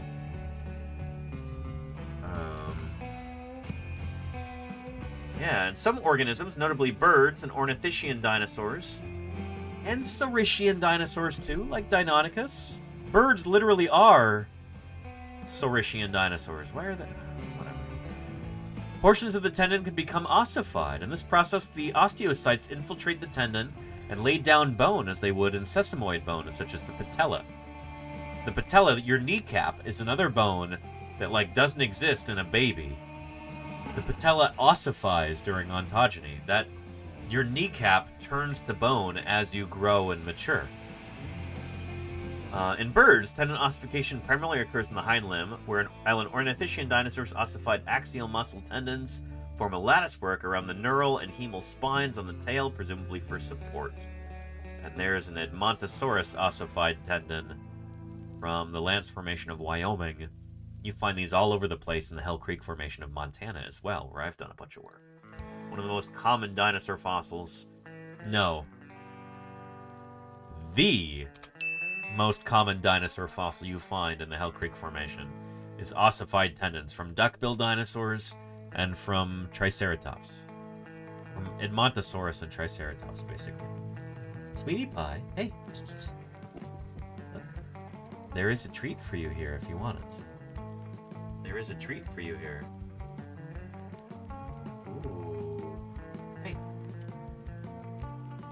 Ontogeny. Yeah. Oh. And here we go, Sweetie Pie. That belongs in a museum. There you go. Good girl, Sweetie. Oh, and there she goes. She's been very shy lately. She's been very shy. Yeah. Sweetie Pie, thanks for dropping by. You got your treat? Is that good? Yeah. Anyway. The prey has been subdued. Now is the time for her to retreat. There you go, Rhacodactylus. Yeah.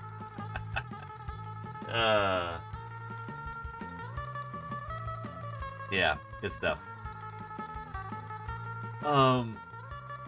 And do babies have kneecaps before they crawl or after? I think it's after, HD, but I'm not totally sure. Yeah. And you too, Dan the BC Man. Thanks for being here. Yeah. Anyway, interesting stuff. Let's just check on YouTube here when we're talking about Dinocephalosaurus. Let's do a... There it is right there. Shoot. From BBC News. I think I found... Nope, this is not the right one. Let's try this one from WFAA. I don't know what that is. But let's try it. If you can, come a little closer to your screen and check this out here. Scientists in Scotland have unveiled a rare 240 million year old Chinese dragon fossil.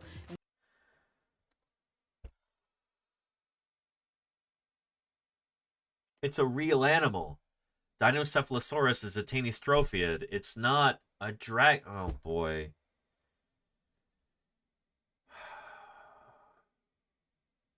Remember when I was talking about with like, you know, education being pretty poor around fossils and fossil science and natural history in general, phylogeny?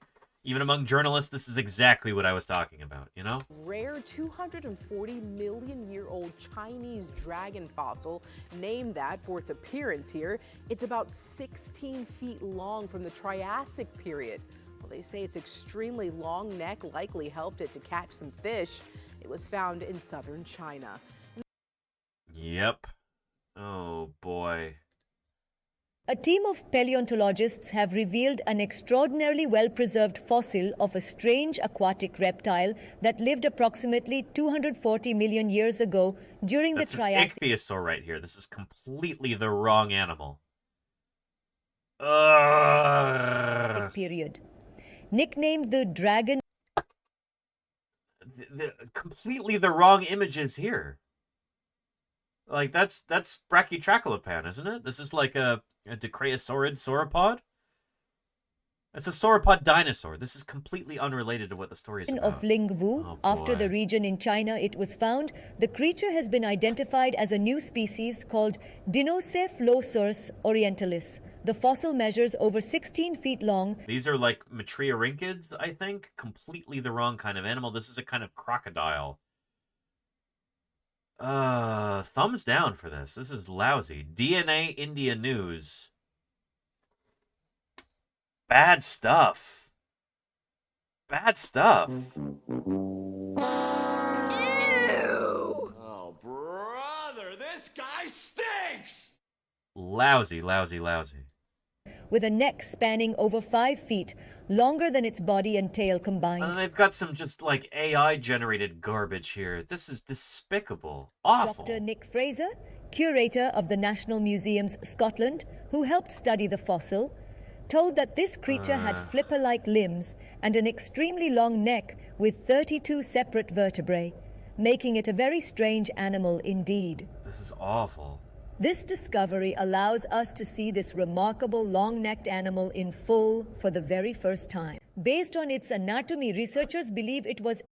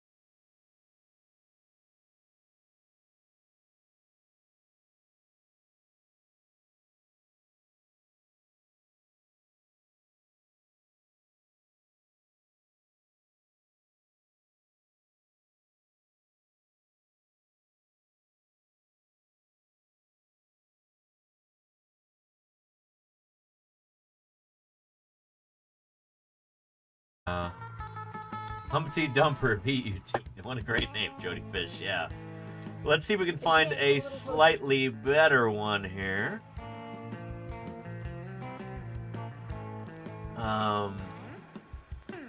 Let's look for videos from this week.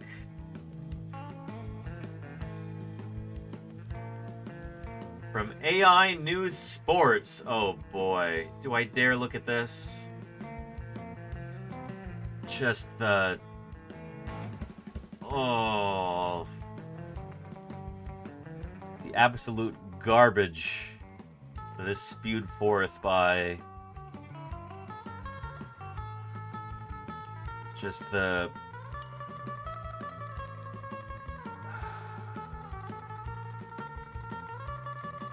Just a full septic tank that is AI generative content. Oh boy. Fossil reveals 240 million year old dragon. Scientists have revealed a new, remarkably complete fossil, a 16 feet, 5 m, long aquatic reptile from the Triassic period. I can't even watch this. Ugh.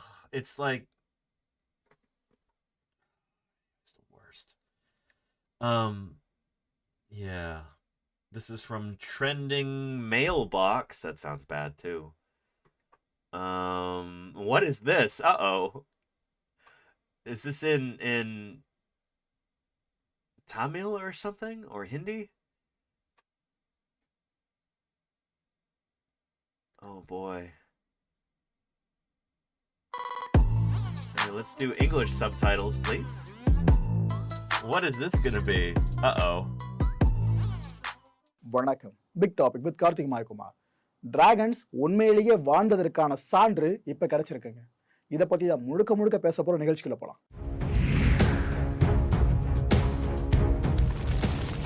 English please. Yeah, okay. It looks like it.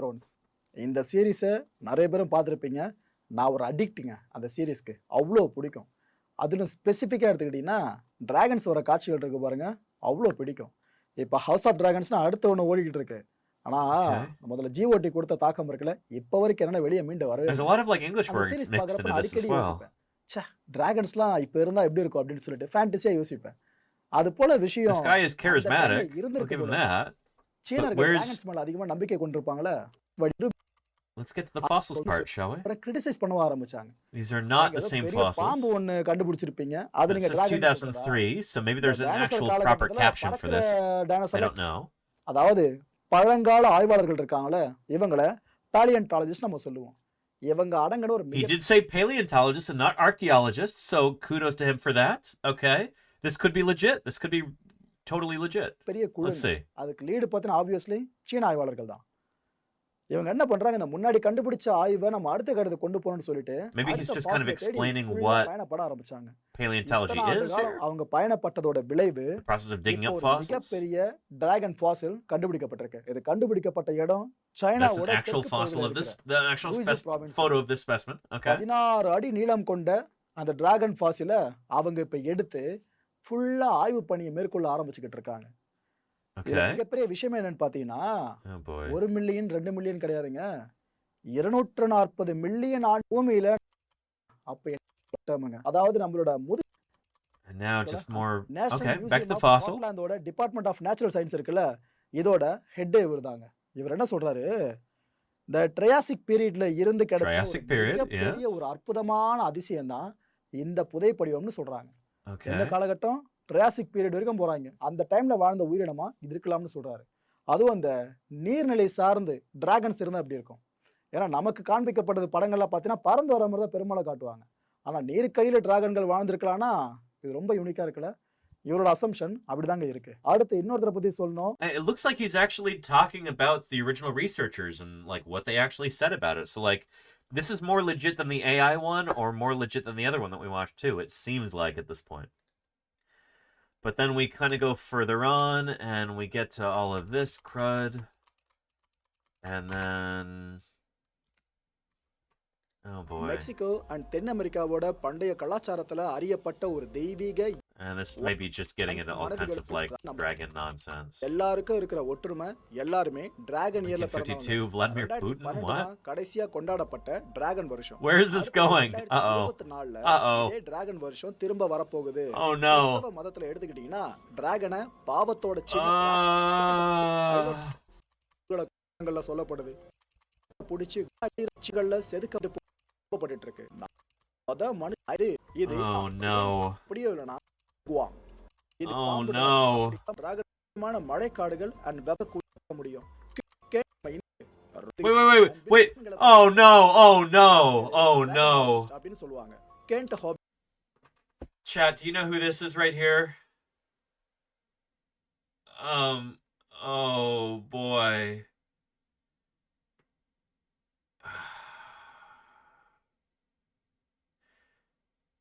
This is convicted felon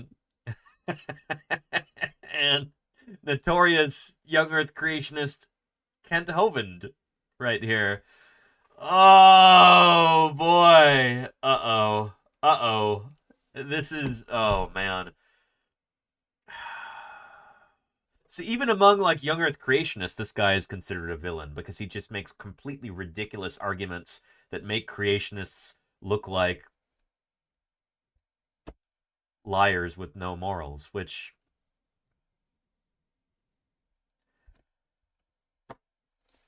Yeah. Anyway.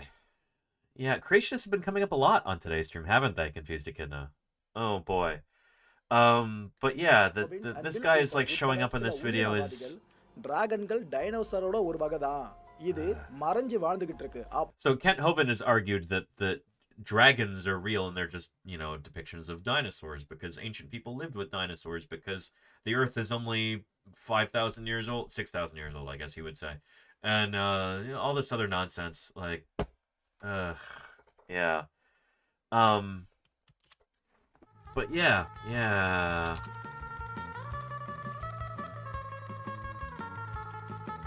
Yeah, Kent Hovind. There's this mugshot there. I love that that's his official picture on Wikipedia. Yeah. Dinosaur Adventureland, the Hovind theory. Criticism from creationists. That should give you pause. Debates. Political activity. Politics and conspiracy theories. YouTube copyright controversy. Legal problems. Federal criminal tax-related trial and convictions in 2006. Sentencing appeals and imprisonment. Property forfeitures, etc., etc., etc. Federal mail fraud and criminal contempt trial in 2015. Domestic violence. He's a real peach, you know? Just a real piece of work. Yeah.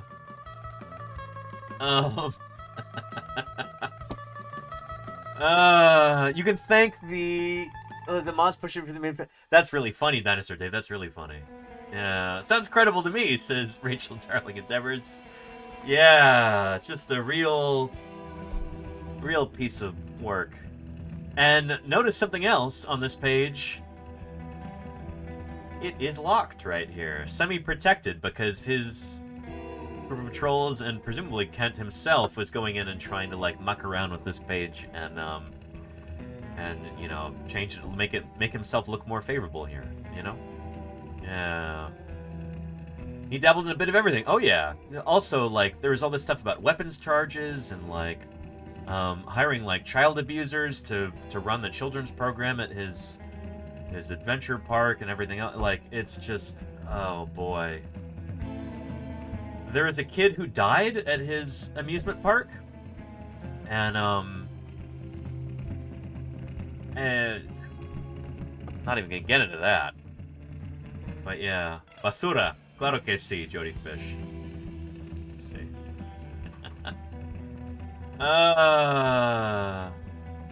Dinosaur Adventure Park was Sloppy Salamander. That's what it was. No, not the one that had all the YouTube videos about it. It was called Dinosaur Adventureland, is what it was called. Yeah, a young Earth creationist theme park located behind his home in Pensacola, Florida. So yeah. Anyway. Yeah. இப்ப வரைக்கும் ஆழமா நம்பி இருக்காங்களாம். நம்ம இந்தியால எடுத்துக்கிட்டீங்க அப்படினா இறக்கையற்ற பாம்புகளா இருக்குது தான் இந்த டிராகனா சித்தரிக்கப்பட்டிட்டு இருக்கு. ரொம்ப பிரபலமான it's like impossible not to அழைக்கப்படுது. இந்த டிராகனுக்கு 3 தலைகள் இருக்குமா. டிராகன்களை பத்தி கதைகள் எவ்வளவோ இன்னைக்கு. Anyway, it's really frustrating. Just like a case study that like I guess we should keep an eye on this over the next few weeks, like how many like creationist weirdos kind of take hold of these headlines and go, see, dragons are real, but dinosaurs aren't real, but dragons are, based on this. It's when you've got this sort of stuff just kind of running wild on the internet, it's yeah. Yeah.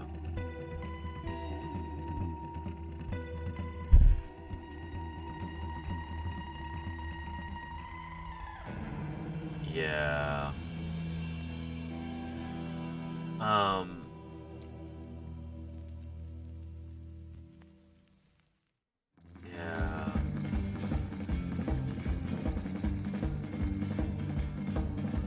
Here, I think I even downloaded this. So I could show you. But there's a lot of just, like, outright nonsense like this that...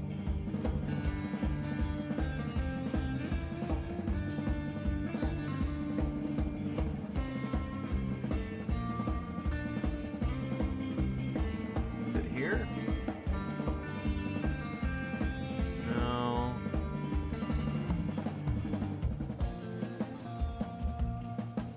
I don't know where I put that, but anyway.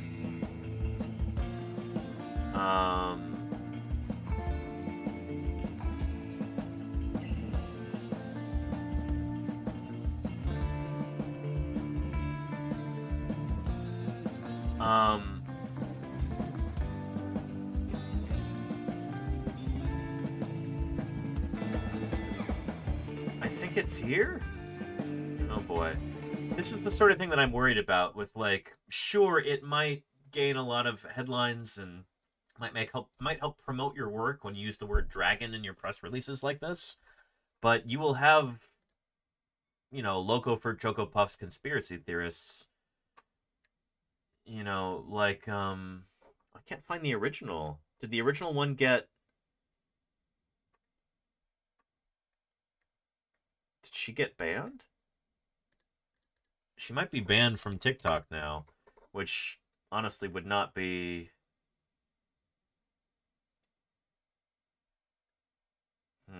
If dinosaurs...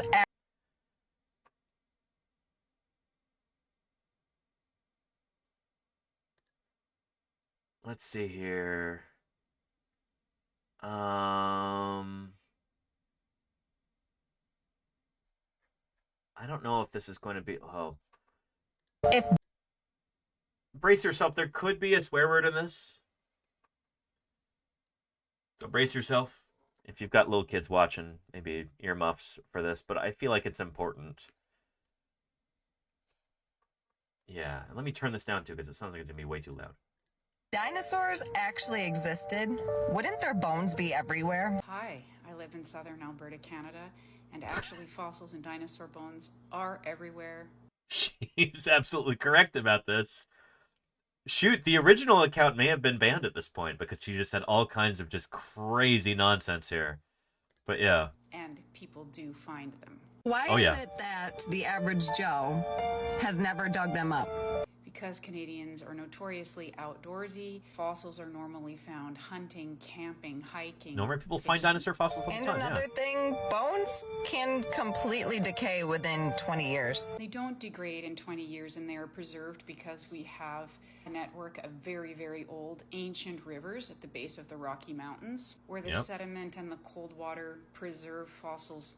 Anyway, it's really heartening to me that, like, the only videos that I can find here are all, like, videos debunking this. So, like, that is a positive development here, and yeah, it's like, when you search this, it's just people pointing out that she's wrong about it. The original video was like, oh, well, no, dinosaurs can't be real because I can't believe it because I don't understand how the world works, and... Yeah. So you know what? That's a positive development there. I'm really happy about that. And, I think it's actually a lovely place to end today's stream. So without further ado, let's go ahead and wrap this up, and we'll go right into somebody else doing some science right now. And here's a Deinonychus skull to run our credits over. But we'll go over some other dinosaur deep dives tomorrow and talk more about some of this stuff then. Who else is here on Twitch doing some science currently?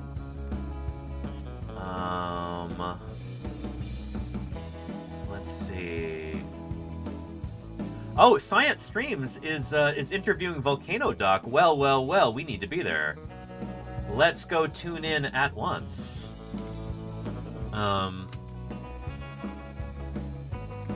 Good stuff. All right. Valent is a geneticist and a molecular biologist. Melissa is a volcanologist. She studies how volcanoes work, and they are having a crossover right now, so we will go lend some viewership to them.